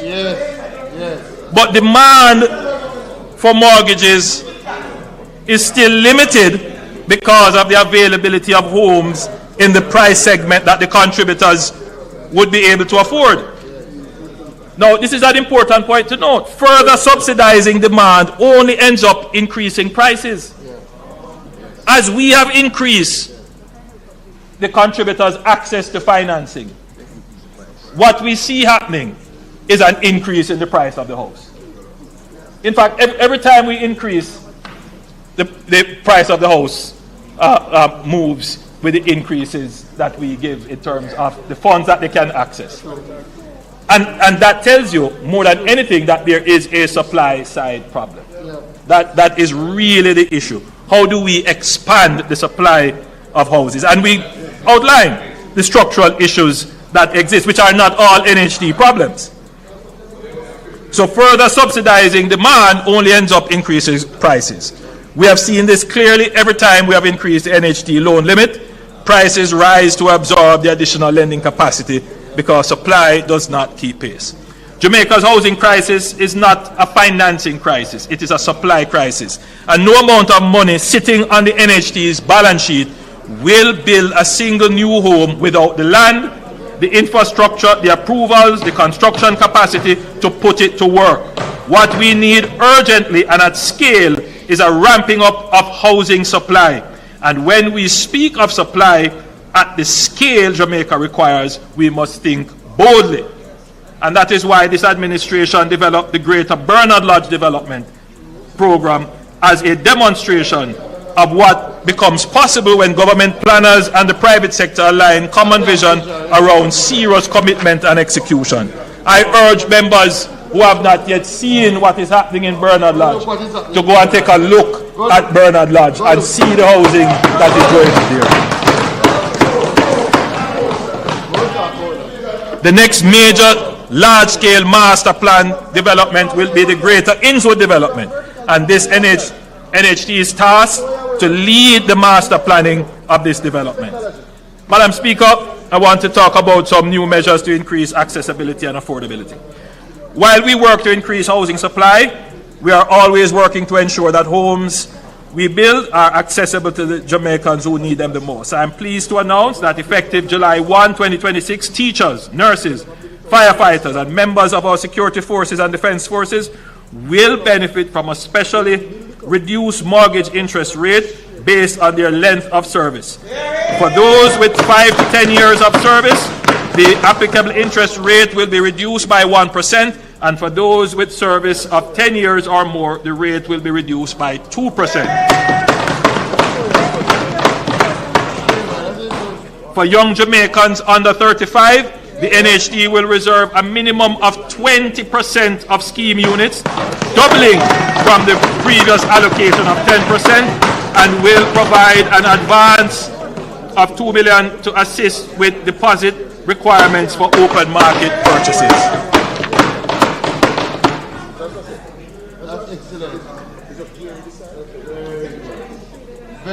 Also effective July 1, the home improvement loan waiting period will be reduced from 7 to 5 years, giving existing homeowners faster access to funds for maintenance, security, green energy upgrades and expansion. All of these were commitments made in our 2025 manifesto.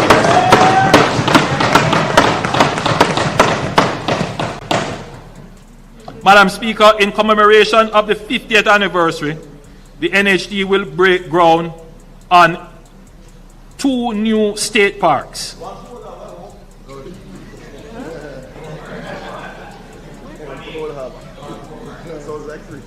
I had already announced one in Manchester, and that is being developed as we speak. They are trying to come to some agreement with the local municipality as to the exact location as to where that should go.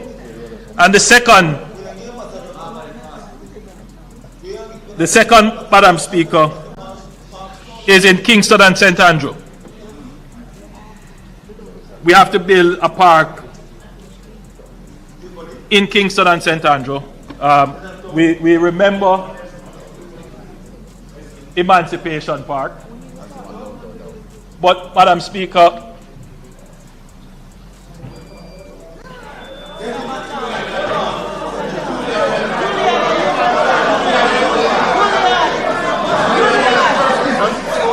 that was low. That was low.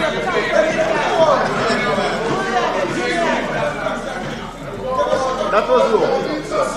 That was low. That was low, and I'm becoming a captain. That was I'm becoming a captain. Madam Speaker, we have started discussions.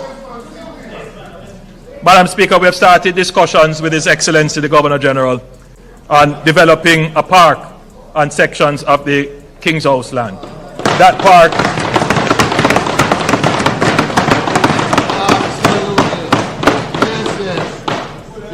Madam Speaker, that park, it will be particularly developed to deal with the needs of our seniors. A place where they can exercise and walk securely. So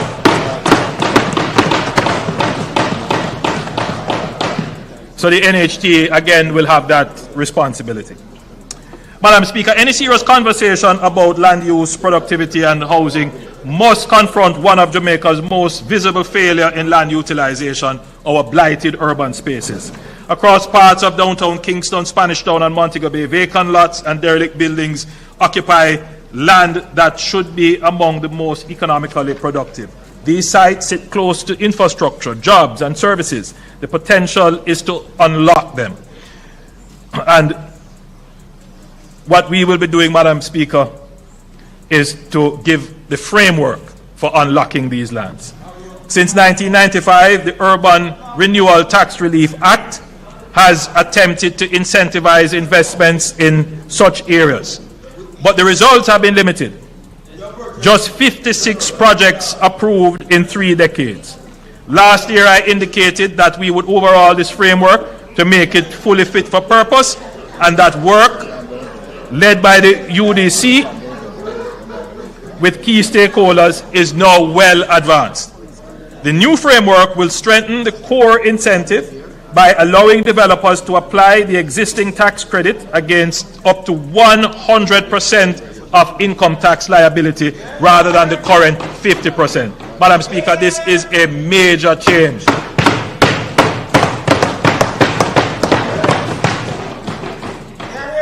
For priority projects, including developments in severely blighted areas, affordable housing and critical public facilities, the credit will increase from the current 33.33% to 40%.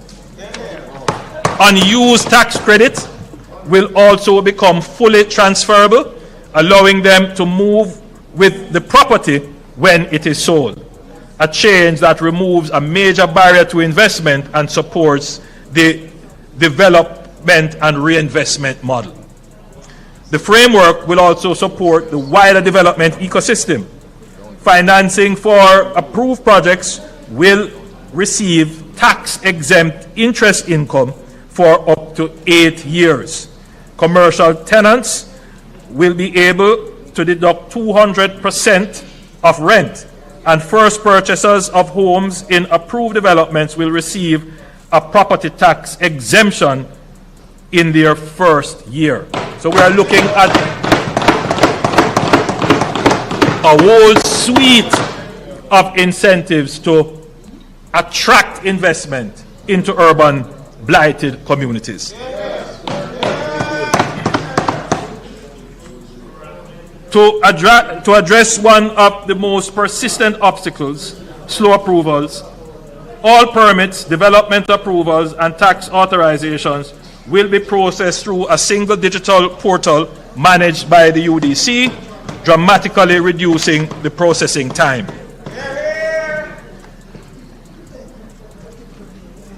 Finally, the program will expand beyond downtown Kingston to include sections of central Kingston, Vineyard Town, Swallowfield, Olympic Gardens, Spanish Town, and Cape Manners in St. Catherine, Montego Bay in St. James, Port Antonio in Portland, and Morant Bay in St. Thomas. The new framework will also explicitly include disaster recovery and reconstruction areas, covering sections of Black River, Fonthill, Junction, and Santa Cruz in St. Elizabeth, White House, and Negril in Westmoreland and Hanover, and Falmouth in Trelawney. So, Madam Speaker, we are going, as I say, hard on attracting investment in urban blighted areas. Madam Speaker, some technical and legislative work remains, but we are targeting the first quarter of 2026-2027 for the new urban renewal framework to come into effect. Madam Speaker, we have a further incentive for redevelopment and relocation work that will be needed to be undertaken in the following parishes: Trelawney, Hanover, Westmoreland, and St. Elizabeth. For the next 2 years, transfer tax on properties in these parishes, Trelawney, Hanover, Westmoreland, and St. Elizabeth, will be reduced by 50%.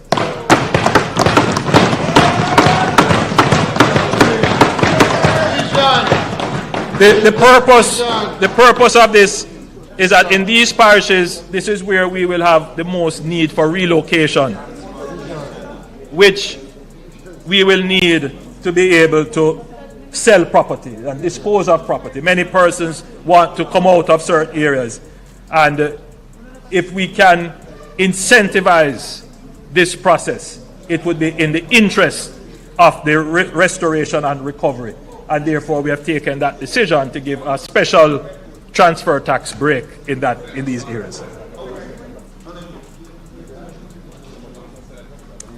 Madam Speaker, a vision of this scale demands not only clarity of ambition, but clarity of financing. And let me be direct about how Jamaica intends to pay for what I have described.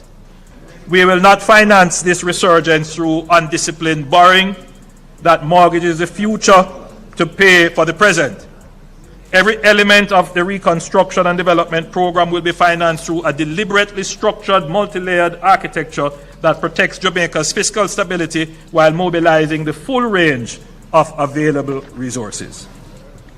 The financing rests on 4 distinct pillars: concessional sovereign lending, the core of the US $6.7 billion package secured from our multilateral partners is patient, affordable capital deployed for investment. It will finance the infrastructure backbone of reconstruction where private investment is not possible.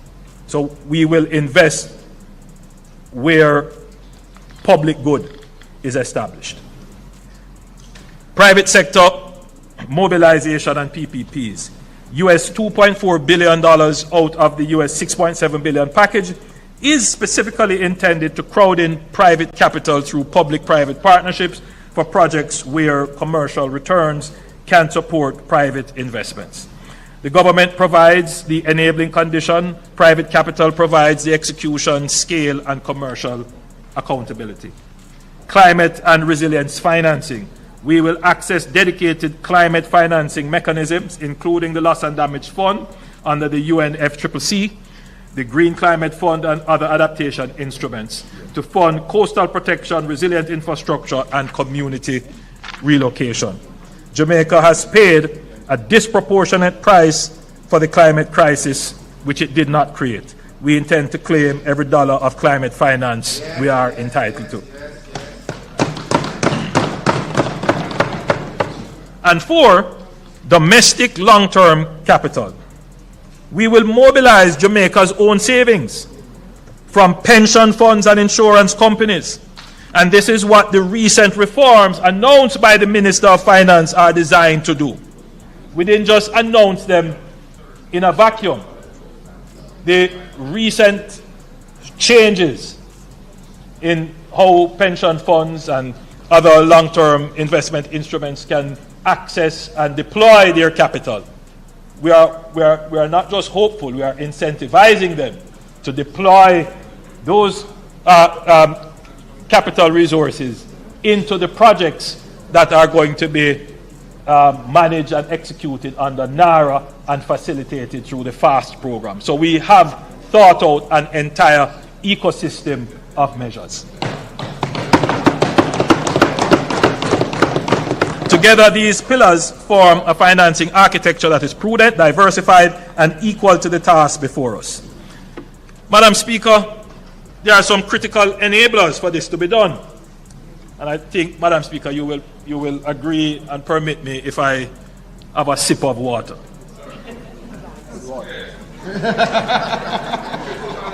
By the way, how much was this one? How much was this one? This is all at $16. This is less than $100. This is $44. This one is $44.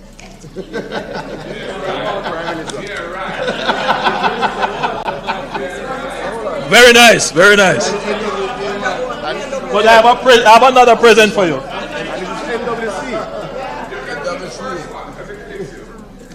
Send this over. Give it another one. We have one for you. This is NWC water. NWC water. With the cost of the bottle, it is $16. So this is about $20, right? Of course. That was I brought it here. No, when I heard.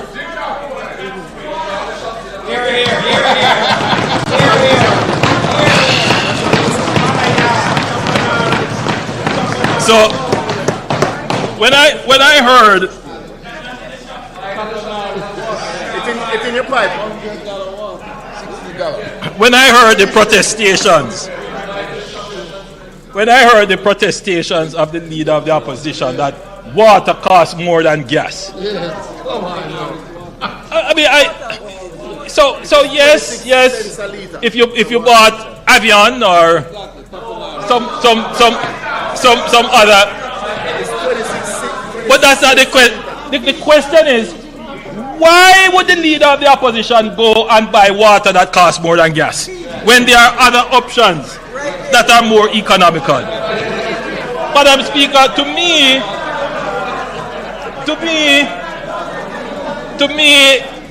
it tells me that I wouldn't trust him with managing my economy.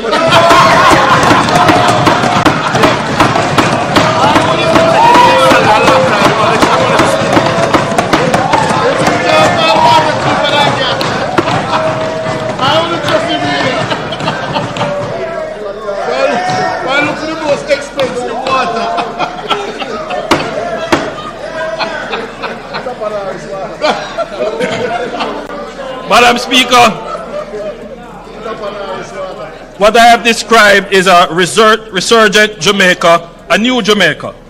But all of this depends on a set of critical enabling conditions that must be in place and must be sustained. There are non-negotiable preconditions for the resurgent Jamaica I have described today to move from vision to reality. Enabler number one, maintaining debt sustainability and macroeconomic stability. You cannot buy water more expensive than gas.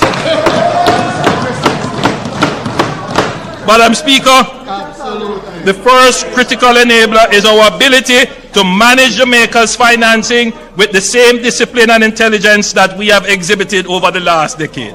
Within weeks of Melissa's landfall, the World Bank's rapid assessment estimated physical damage of $8.8 billion. When the full damage and loss assessment led by the Planning Institute of Jamaica was completed in March, capturing not just physical destruction, but direct and indirect economic losses, the figure emerged a huge, staggering $12.2 billion. That is 56.7% of Jamaica's GDP in 2024. Let us put that in full perspective. This is more than 4 times the losses from Hurricane Gilbert, which held for decades the grim distinction of being the most costly hurricane in our history. It is also larger than the FinSAC bailout, which cost the country 42% of GDP. The difference, of course, is that FinSAC was not an external shock, it was a PNP-created shock. It was a purely domestic homegrown crisis caused by poor policy choices of the PNP administration of the 1990s. It took us 30 years to get back the debt to GDP down to the same level as it was at FinSAC. 30 years. And this is the administration that brought it down.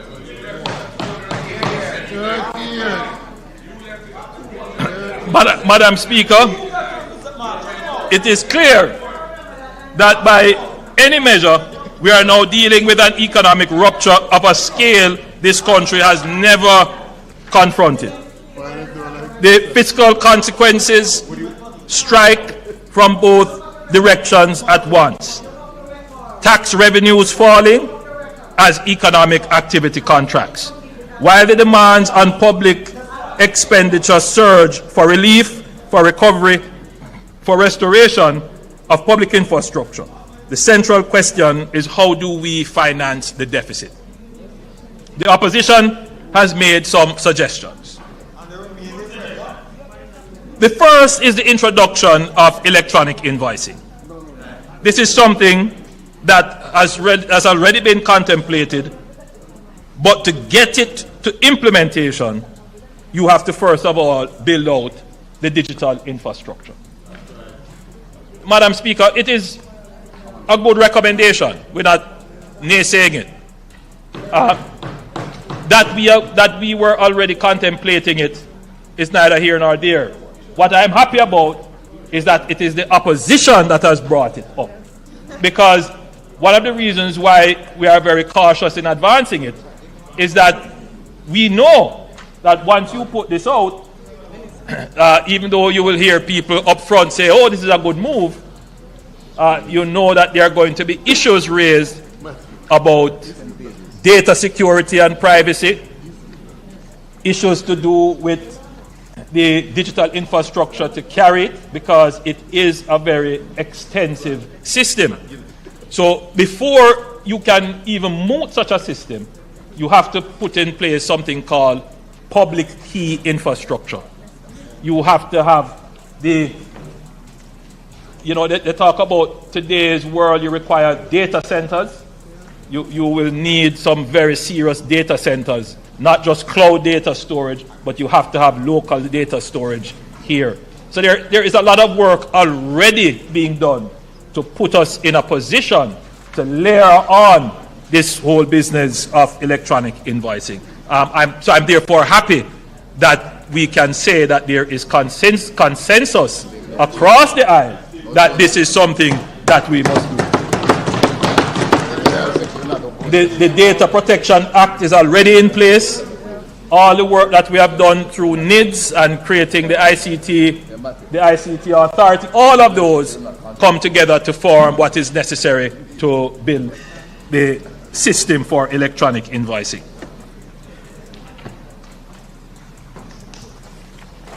The opposition's second suggestion is that we should just borrow a little more, literally. The budget does involve significant additional borrowing, but there is a fundamental difference between borrowing that builds and borrowing that burdens. The government is committed to ensuring that every dollar of additional debt is deployed as capital investment in infrastructure that increases our productivity, in systems that strengthen our resilience, in projects that grow the economy and generate the future earnings from which the debt can be repaid. Madam Speaker, the opposition spokesman also said that introducing new taxes at this time of economic downturn is pro-cyclical. That is, it tightens fiscal policy precisely when the economy needs room to breathe. That argument would have some validity if the government were using these tax measures to run a surplus, to extract more from the economy than we are putting back in. But that is not what is happening. Even with these additional tax revenues, we are projecting a fiscal deficit. This is why we have suspended the fiscal rules. This year, the government is planning to spend significantly more than it is collecting. So technically, Madam Speaker, we are putting more money into the economy. And when a government runs a deficit, it is by definition, or should be depending on what it does with the funds, provide a net stimulus to the economy.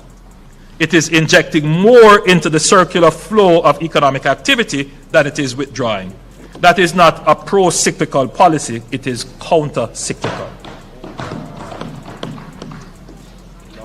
Madam Speaker, I ask this House to pause and consider a sobering question.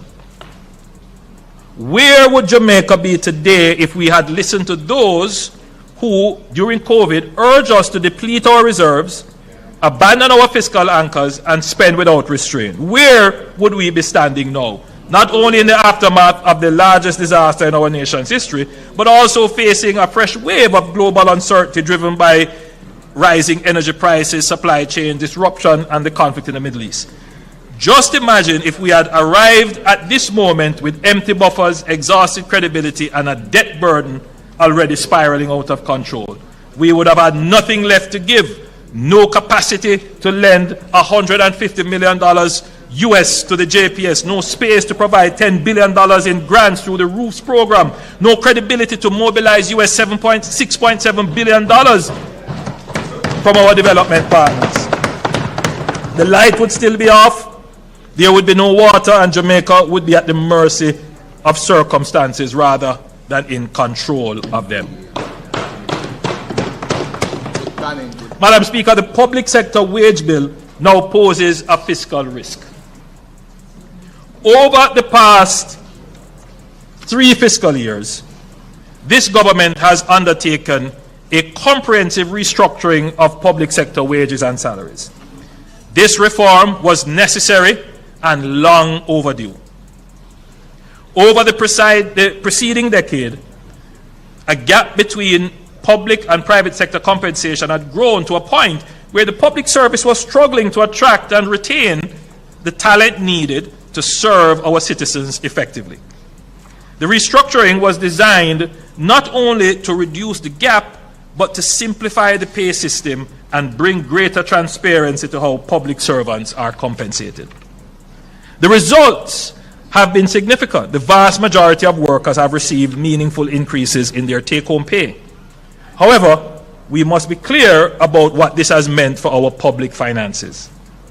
As a result of the compensation reform, the wage bill has risen by approximately 3.7 percentage points of GDP, and now stands at around 13.8% of GDP in 2025-2026, coming from our target previously of 9%. Prior to this reform, public sector wages accounted for 36 cents of every dollar of tax revenue collected. Today, that figure stands at 49 cents. That is a profound shift in the structure of public expenditure, and it demands that we must be careful in how we press for further increases. Madam Speaker, this present juncture in our history requires a different approach to wage negotiations. The government, through consistent inflation targeting, has ensured price stability in the market. Inflation can no longer be the sole driving force for wage demands. Further increases must now be linked to productivity and GDP growth. Increases that are disconnected from productivity gains and GDP growth will not result in higher standard of living and higher wages. they will result in inflation, which erodes the very purchasing power those increases were meant to protect. I recognize that this represents a profound and maybe even controversial paradigm shift. If we are to preserve the macroeconomic stability that we have worked so hard collectively to build, and having demonstrated as a government that Labour will get its fair share as conditions allows, unions and the government must work together in reaching reasonable settlements. Madam Speaker, macroeconomic stability has anchored us through every storm, and the government will keep Jamaica firmly anchored. Madam Speaker, the other critical enabling factor is managing crime and violence. The number of murders recorded in Jamaica declined from 1,147 in 2024 to 673 in 2025, a 43% reduction in a single year. The first time in 31 years that Jamaica's murder toll has fallen below 700. And the momentum has not stopped. Between January 1 and March 14, murders have declined by a further 29.4% compared to the same period last year.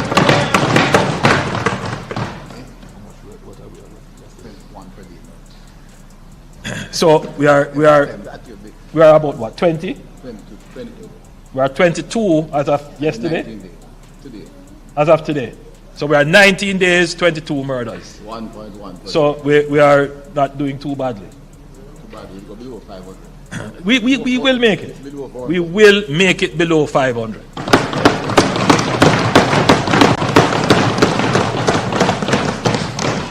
This is clear evidence that sustained intelligence-led security operations and deliberate legislative and institutional strengthening are transforming our national security landscape. This progress has been facilitated by strategic use of emergency measures to give our security forces the time and space to develop their capabilities and at the same time attenuate growing problems. We can safely say, as it is visible for all Jamaicans to see, that we have increased the capabilities of our security forces, and they are now far superior to the capabilities of organized criminal elements in the society. The state must have the best intelligence, the best communication, the best transportation, and the best tactical equipment and weapons to eliminate and deter criminal threats. But we have also been ensuring that the state forces use these capabilities according to the law with respect for human rights, compassion for victims, and protection of the vulnerable. A critical component of this performance has been an all-out assault on gangs spearheaded by the Joint Anti-Gang Task Force. Gangs are the engine of Jamaica's violent crime.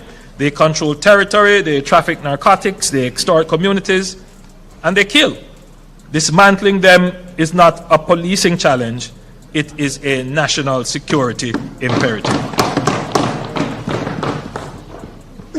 Madam Speaker, in the coming financial year, the JDF will move forward with the establishment of Camp Warwicker, a forward operating base on approximately 100 acres of land at an estimated cost of $5 billion. The forward operating base will enhance the JDF territorial dominance of the Ligoni Plains through enhanced strategic communications and situational awareness. But it is also a resilience building measure, Madam Speaker, because as Newcastle becomes an aged camp, we have to find other strategic locations where we can house our defense force. And so Camp Warwicker is going to be yes, above you there, yes. So Camp Warwicker is going to become the new base and location for the JDF.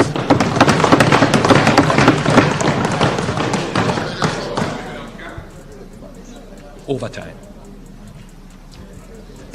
well, I mean, the leader of the opposition asked a question, are we giving up camp? I mean, you will always have a footprint in Upper Camp. It's not possible to totally demobilize. But we don't speak publicly about national security issues like that, but you always need the higher ground. You always need the higher ground. Madam Speaker, this budget deepens Jamaica's strategic transition from reactive crisis management to persistent readiness, from crime suppression to sustained reduction, and from fragmented border oversight to coherent domain awareness. It supports investments in layered surveillance, expanded radar coverage, UAV, unmanned aerial vehicle capacity, and persistent maritime domain awareness to ensure Jamaica never has to choose between disaster response and border security. Madam Speaker, gang-driven violence is only one dimension of the challenge. There is also the social violence that pervades daily life, domestic violence, child abuse, violence in schools and institutions. These are deeply embedded in our social fabric and will not be resolved by security operations alone. It is precisely this broader understanding that led this government to rename the Ministry of National Security as the Ministry of National Security and Peace, a deliberate signal that our mandate extends beyond crime suppression to active, sustained cultivation of peace in communities. Madam Speaker, the Leader of the Opposition in his presentation pointed to the moral, the breakdown of the moral fiber of the society. This is something I have also spoken to on numerous occasions. It is something that the government must address. Civil society must address. It is becoming a real threat to our civilization.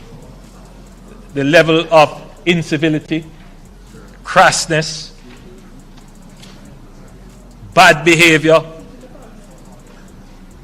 dysregulation, it is troubling. And it is not just a social issue, it is an economic issue. Because, if you have behavioral problems in schools, you will have behavioral problems in the workplace.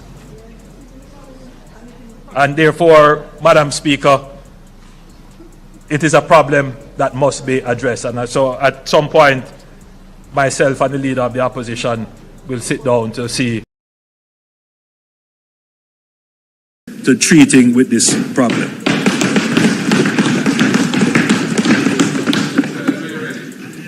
Madam Speaker, for decades, Jamaicans have worked hard, are resilient, entrepreneurial, and industrious. Yet too often the rewards of that hard work have not been translated into rising incomes at the pace of citizens' expectations.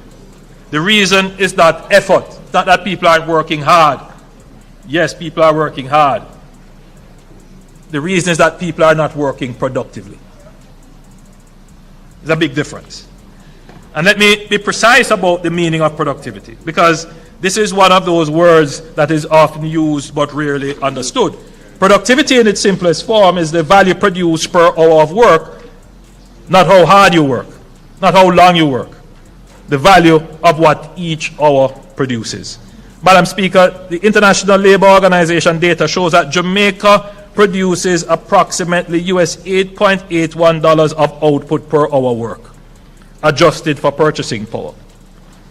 Let me be clear, Madam Speaker, this is not a judgment on Jamaican workers. It is a diagnosis of our economic structure. And I want the members of Parliament and those watching online to see it, that this is how Jamaica stacks up against the world and against the region. For the Caribbean, it is 21 US dollars per hour work. Jamaica, it is 8.81. Now, some persons may say, well, it's because you get a low wage why there is low output. The two things aren't always correlated, but there is an agreement that you have to increase wages to induce an incentive to work harder. So there is some merit to the argument that, you know, our wages are too low. But there is still a problem as to why is it that the effort that we put out does not yield more productivity, more output. And a large part of it, I don't want to divert from my script too much, but some of it is social. You know, we confuse service with servitude. A lot of it is behavioral, as we were speaking about. You know, how we respond to authority, punctuality, sticking to task, you know, having a kind of economistic mindset. Skills are a big part of it, which I'm going to go on to address. But, Madam Speaker, the graph now being displayed shows that Jamaica's GDP per hour worked compared to the Caribbean and Latin America and the global middle income benchmarks at just $9 per hour. Jamaica is less than half of the Caribbean average of $20.5 US per hour, as well as upper income countries in Latin America at US $21.10. And far below the high income Latin American and Caribbean countries, which produce nearly $40 per hour. And if you look at our labor productivity across selected Caribbean countries, you will see that, again, Jamaica is amongst the lowest. But I want you to pay attention to Panama and the Dominican Republic, because those are the countries that, and Trinidad and Tobago, that you would consider our peer groups that we would have to compete against. And that essentially tells you what our problem is. When we look at the graph now being displayed, which compares Jamaica with our Caribbean and regional peers, the picture becomes even clearer. Countries like Barbados, St. Lucia, Suriname, and the Dominican Republic cluster at between $22 to $26 per hour. Trinidad and Tobago exceeds that at $31 per hour. The Bahamas reaches $35 US per hour, and Panama is at $43 US per hour. Jamaica is at $8.81 per hour, sits near the bottom of the regional distribution, just above Haiti. We must address the problem of productivity. Madam Speaker, the government is developing a policy position on how to improve our low level of productivity, and I will come to this House at a later date to present this in detail. The issues of productivity is not just a matter of wages and remuneration, but also a matter of culture and socialization. Madam Speaker, every ambition and every goal in my presentation today, every road we build, every industry we grow, every technology we deploy, will ultimately be delivered by people. I have said it many times, and I say it again with the same conviction. Jamaica's greatest asset is our people, not our location, not our resources, not our brand, as powerful as it is. Our investment in people is central to our economic strategy. Madam Speaker, if we are serious about competing in a tech-driven, AI-enabled global economy, we cannot educate our children for a world that no longer exists. We must build the institutions that prepare them for the world of today, and more importantly, to compete globally in the world of tomorrow. I'm proud to announce that we will break ground this year on 2 of the 6 STEM schools that I had announced previously. The first will be established at Bernard Lodge in St. Catherine, and the second at Minard in St. Anne. Simultaneously, NARA will be building the other 4 STEM institutions that will take students from early childhood straight through to secondary education, immersing them in STEM from the earliest years right through to the door of our tertiary institution.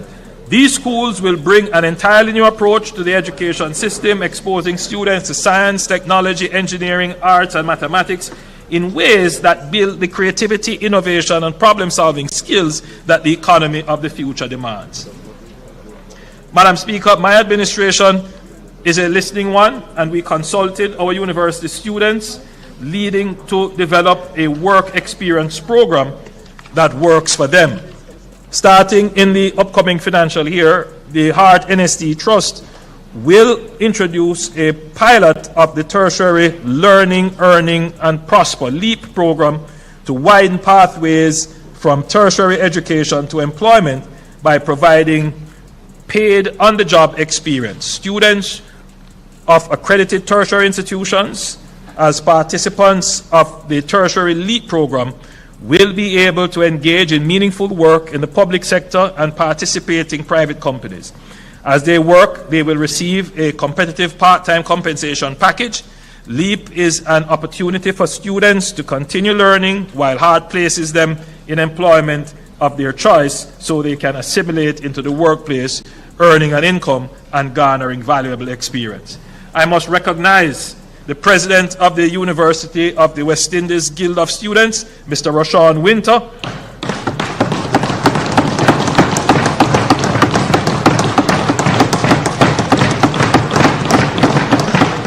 and the President of the University of Technology Students Union, Mr. Percival Roberts,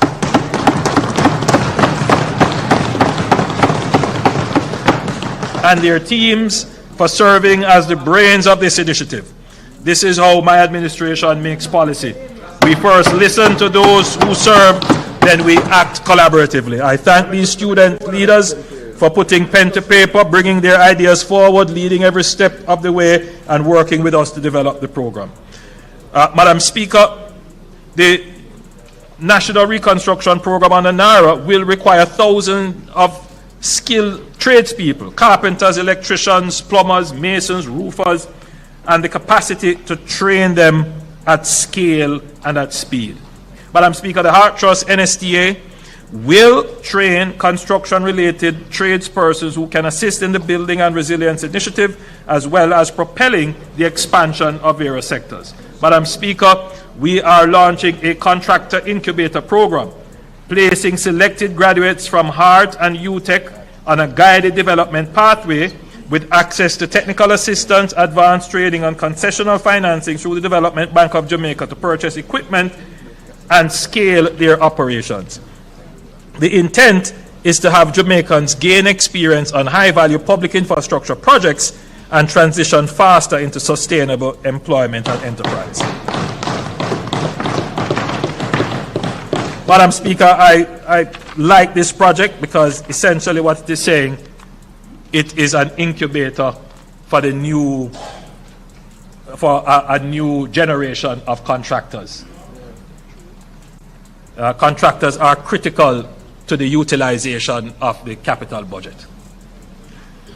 Madam Speaker, I was proud to bring the Heart Trust NSTA closer to Prime Minister Siaga's vision when we eliminated tuition fees up to level 4. Since then, Heart's doors have been open to more than 500,000 young and not so young men and women island-wide. Our mission to expand access to opportunity through skills training is not yet complete. I shall now complete that mission. In the coming financial year, tuitions for all Heart NSTA Trust programs up to level 5, note that this is a bachelor's degree, will be abolished for Jamaicans in the most challenging circumstances.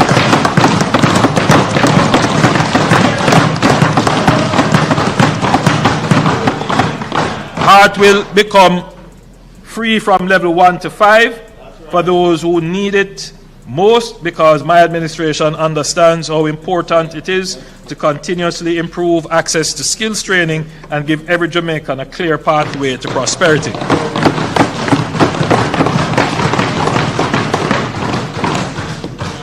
Madam Speaker, the most powerful classroom is the workplace, and the most effective instructor is experience. The apprenticeship model, learning by doing, earning while training, developing under the guidance of industry professionals, is one of the most proven pathways to skill development. Last year, I announced the CARE program, where each member of Parliament could nominate young men and women who were not engaged in work, the proverbial youth on the corner. Through CARE, this administration provided training pathways while providing stipend and transportation support. Madam Speaker, a CARE graduate from the Gregory Park area is here with us today.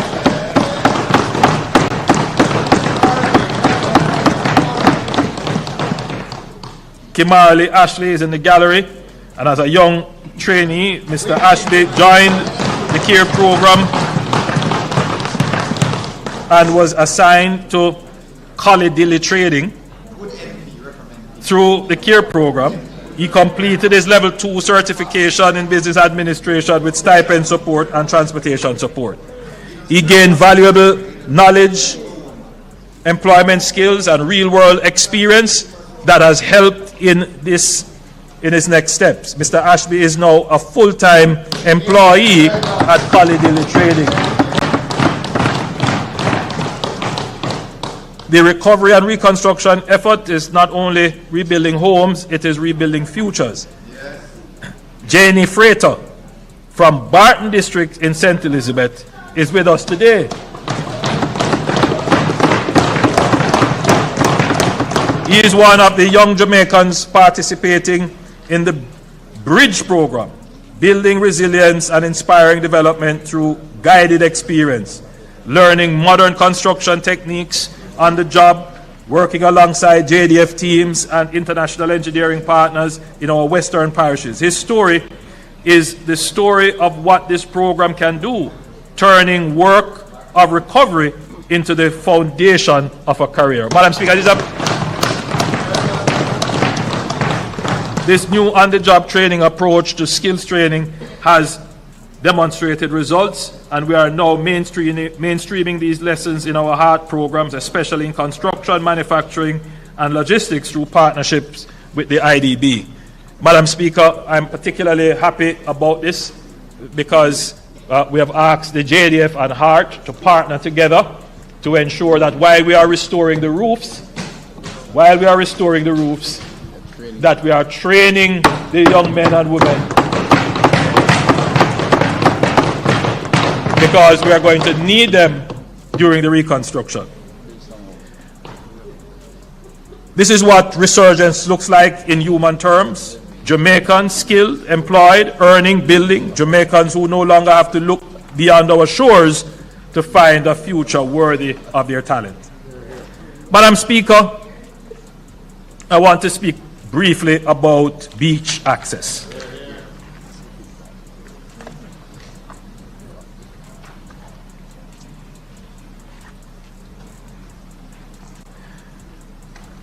A planning issue which has been contentious for several decades is beach access.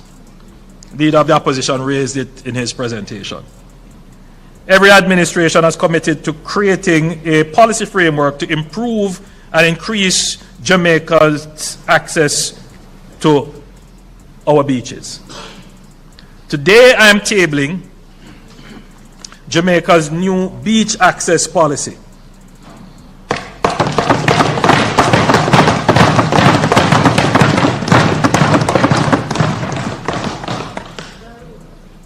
The Beach Control Act of 1956 and its amendments in 1973 did not adequately address beach access issues and will have to be replaced, and the new policy is the first step in that direction.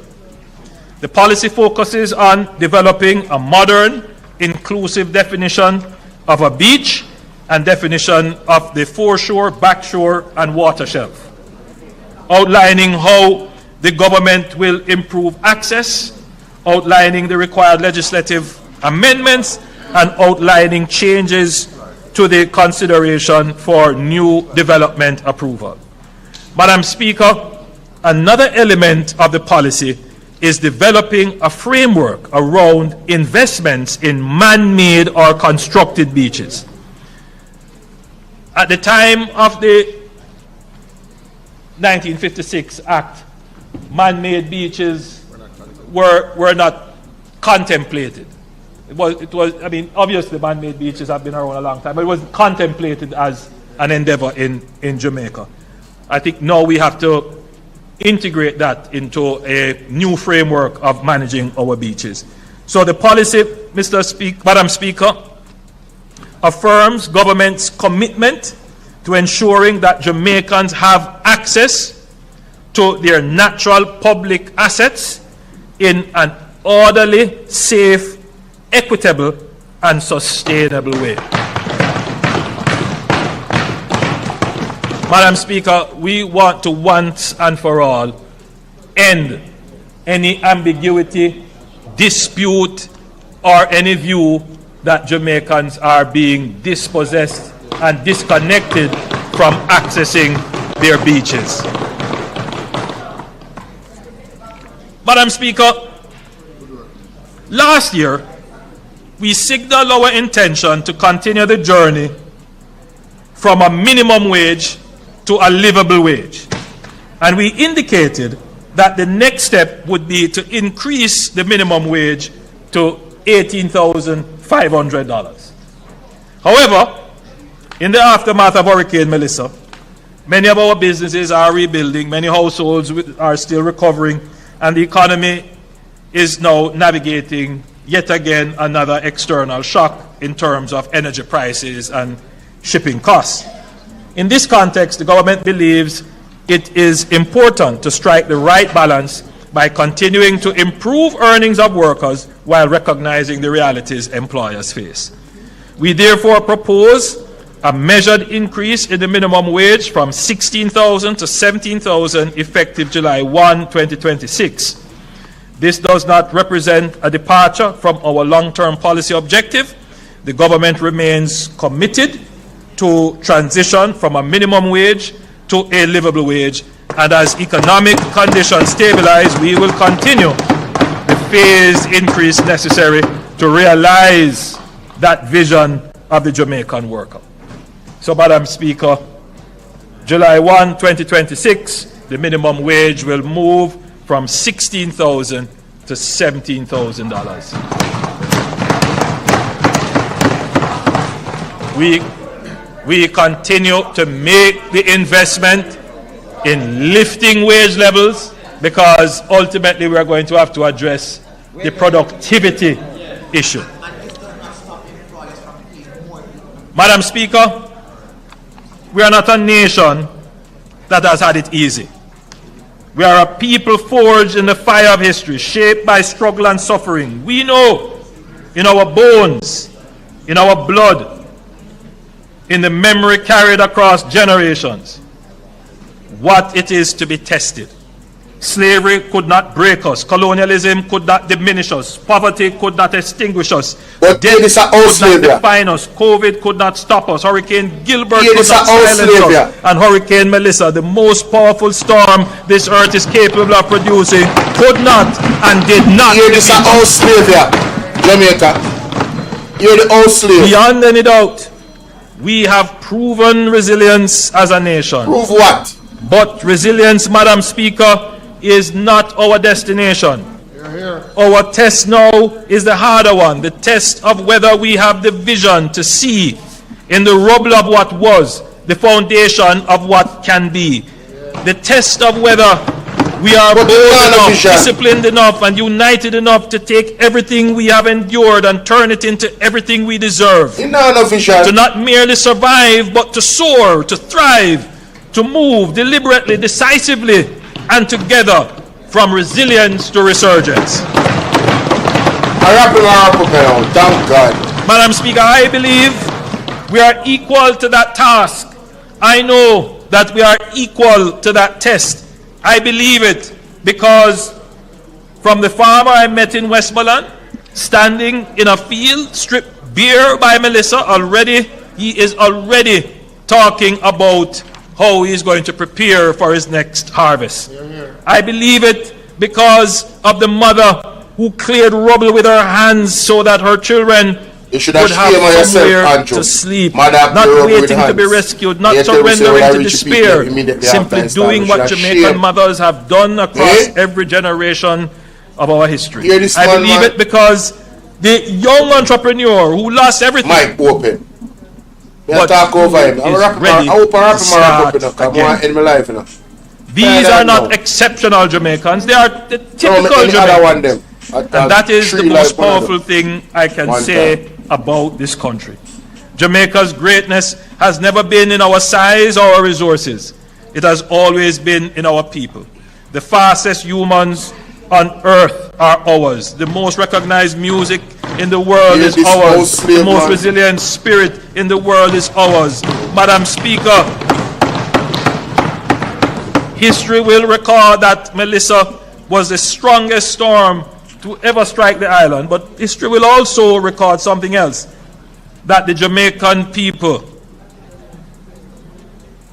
that the people of Jamaica were stronger than the storm of Melissa. We have proven that we can withstand. Now it is time to show the world that we can build. A Jamaica where every Jamaican in every parish, in every town, in every community on this beloved island can look at their country and say with pride and with certainty, this place was built for me and by me. And I was built for this place. Yo, the empty words that come out of this man I'm right now. No substance in it. That is the Jamaica we are building. Madam Speaker, this remarkable, irrepressible, godless island of our beloved Jamaica is rising. Resurgence is not a promise. Resurgence is not a promise we are making to Jamaica. It is our destiny, and we are claiming it together. This is embarrassing. May God be our refuge and guide in restoring what the storm took away. Which God? Which God, Andrew? May what we build in its place be greater in strength, richer in justice, in spirit, and more Jamaican than anything that came before. Yes, exactly. Thank you. And may God today and every day come out from the screen, man. Take away, man. Glad we know. We spend time with this idiot blows. Come out from the screen. Move, man. Sure, man upset me, man. I'm glad he done, man. Jamaica, he unique. Can you imagine that this man is proud to say one old lady have to move rubble with her hand to clear road? When the man come out and tell we say they have a proper preparation and strategy and plans that will enable them to reach the people immediately after the storm. Let me go find the clip. He should be ashamed of himself if he say the Jamaican people have to clear rubble. He should be ashamed if he say that. Let me find the clip quick and fast before we end the live here.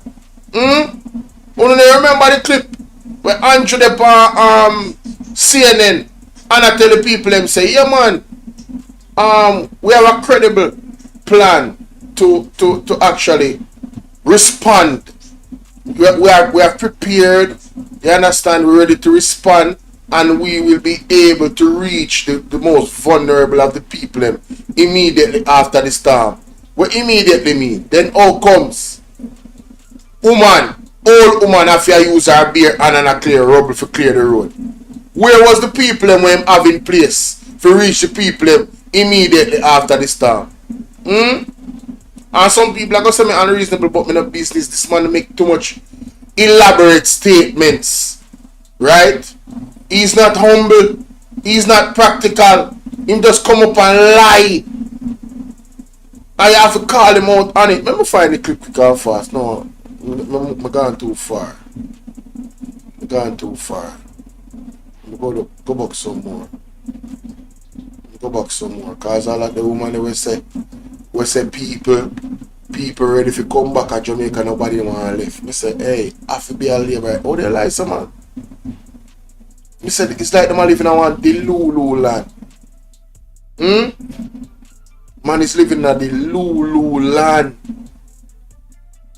When PMP and Porsche the inner power, and the Labour then come out and them speak against her. Then they not tear down Jamaica. When they all over internet and speak again. When they want to tear down her name as a woman, then they not tear down Jamaica. Then they not make Jamaica look bad. Man, in this gospel. Listen to this, Jamaica. Listen to this. The devastating impacts. And the reports that we have had so far would include damage to hospitals, significant damage to residential property, housing, and commercial property as well, and damage to our road infrastructure. But I think that, you know, we have mounted a very credible and strong preparation and recovery strategy, and that will help us to ensure that our citizens who may now be facing hardship, they can have confidence that the government will be able to reach them immediately after the storm is passed. Want to hear that? A credible recovery and preparation strategy that will ensure that they would reach the people that is most affected immediately after the storm. And CNN, then why did Mama, why did Mummy have to use her bare hands for clear rubble? Hey, the man tell for himself and expose himself so much, you know, man. The man should be ashamed to come out and say that, you know. An old woman at that, you know, after a clear rubble. Jamaica, God bless you, yeah, man. Later, yeah, man. About 4.5 solid hours me dey on this. Look more. I'm out. Need a break.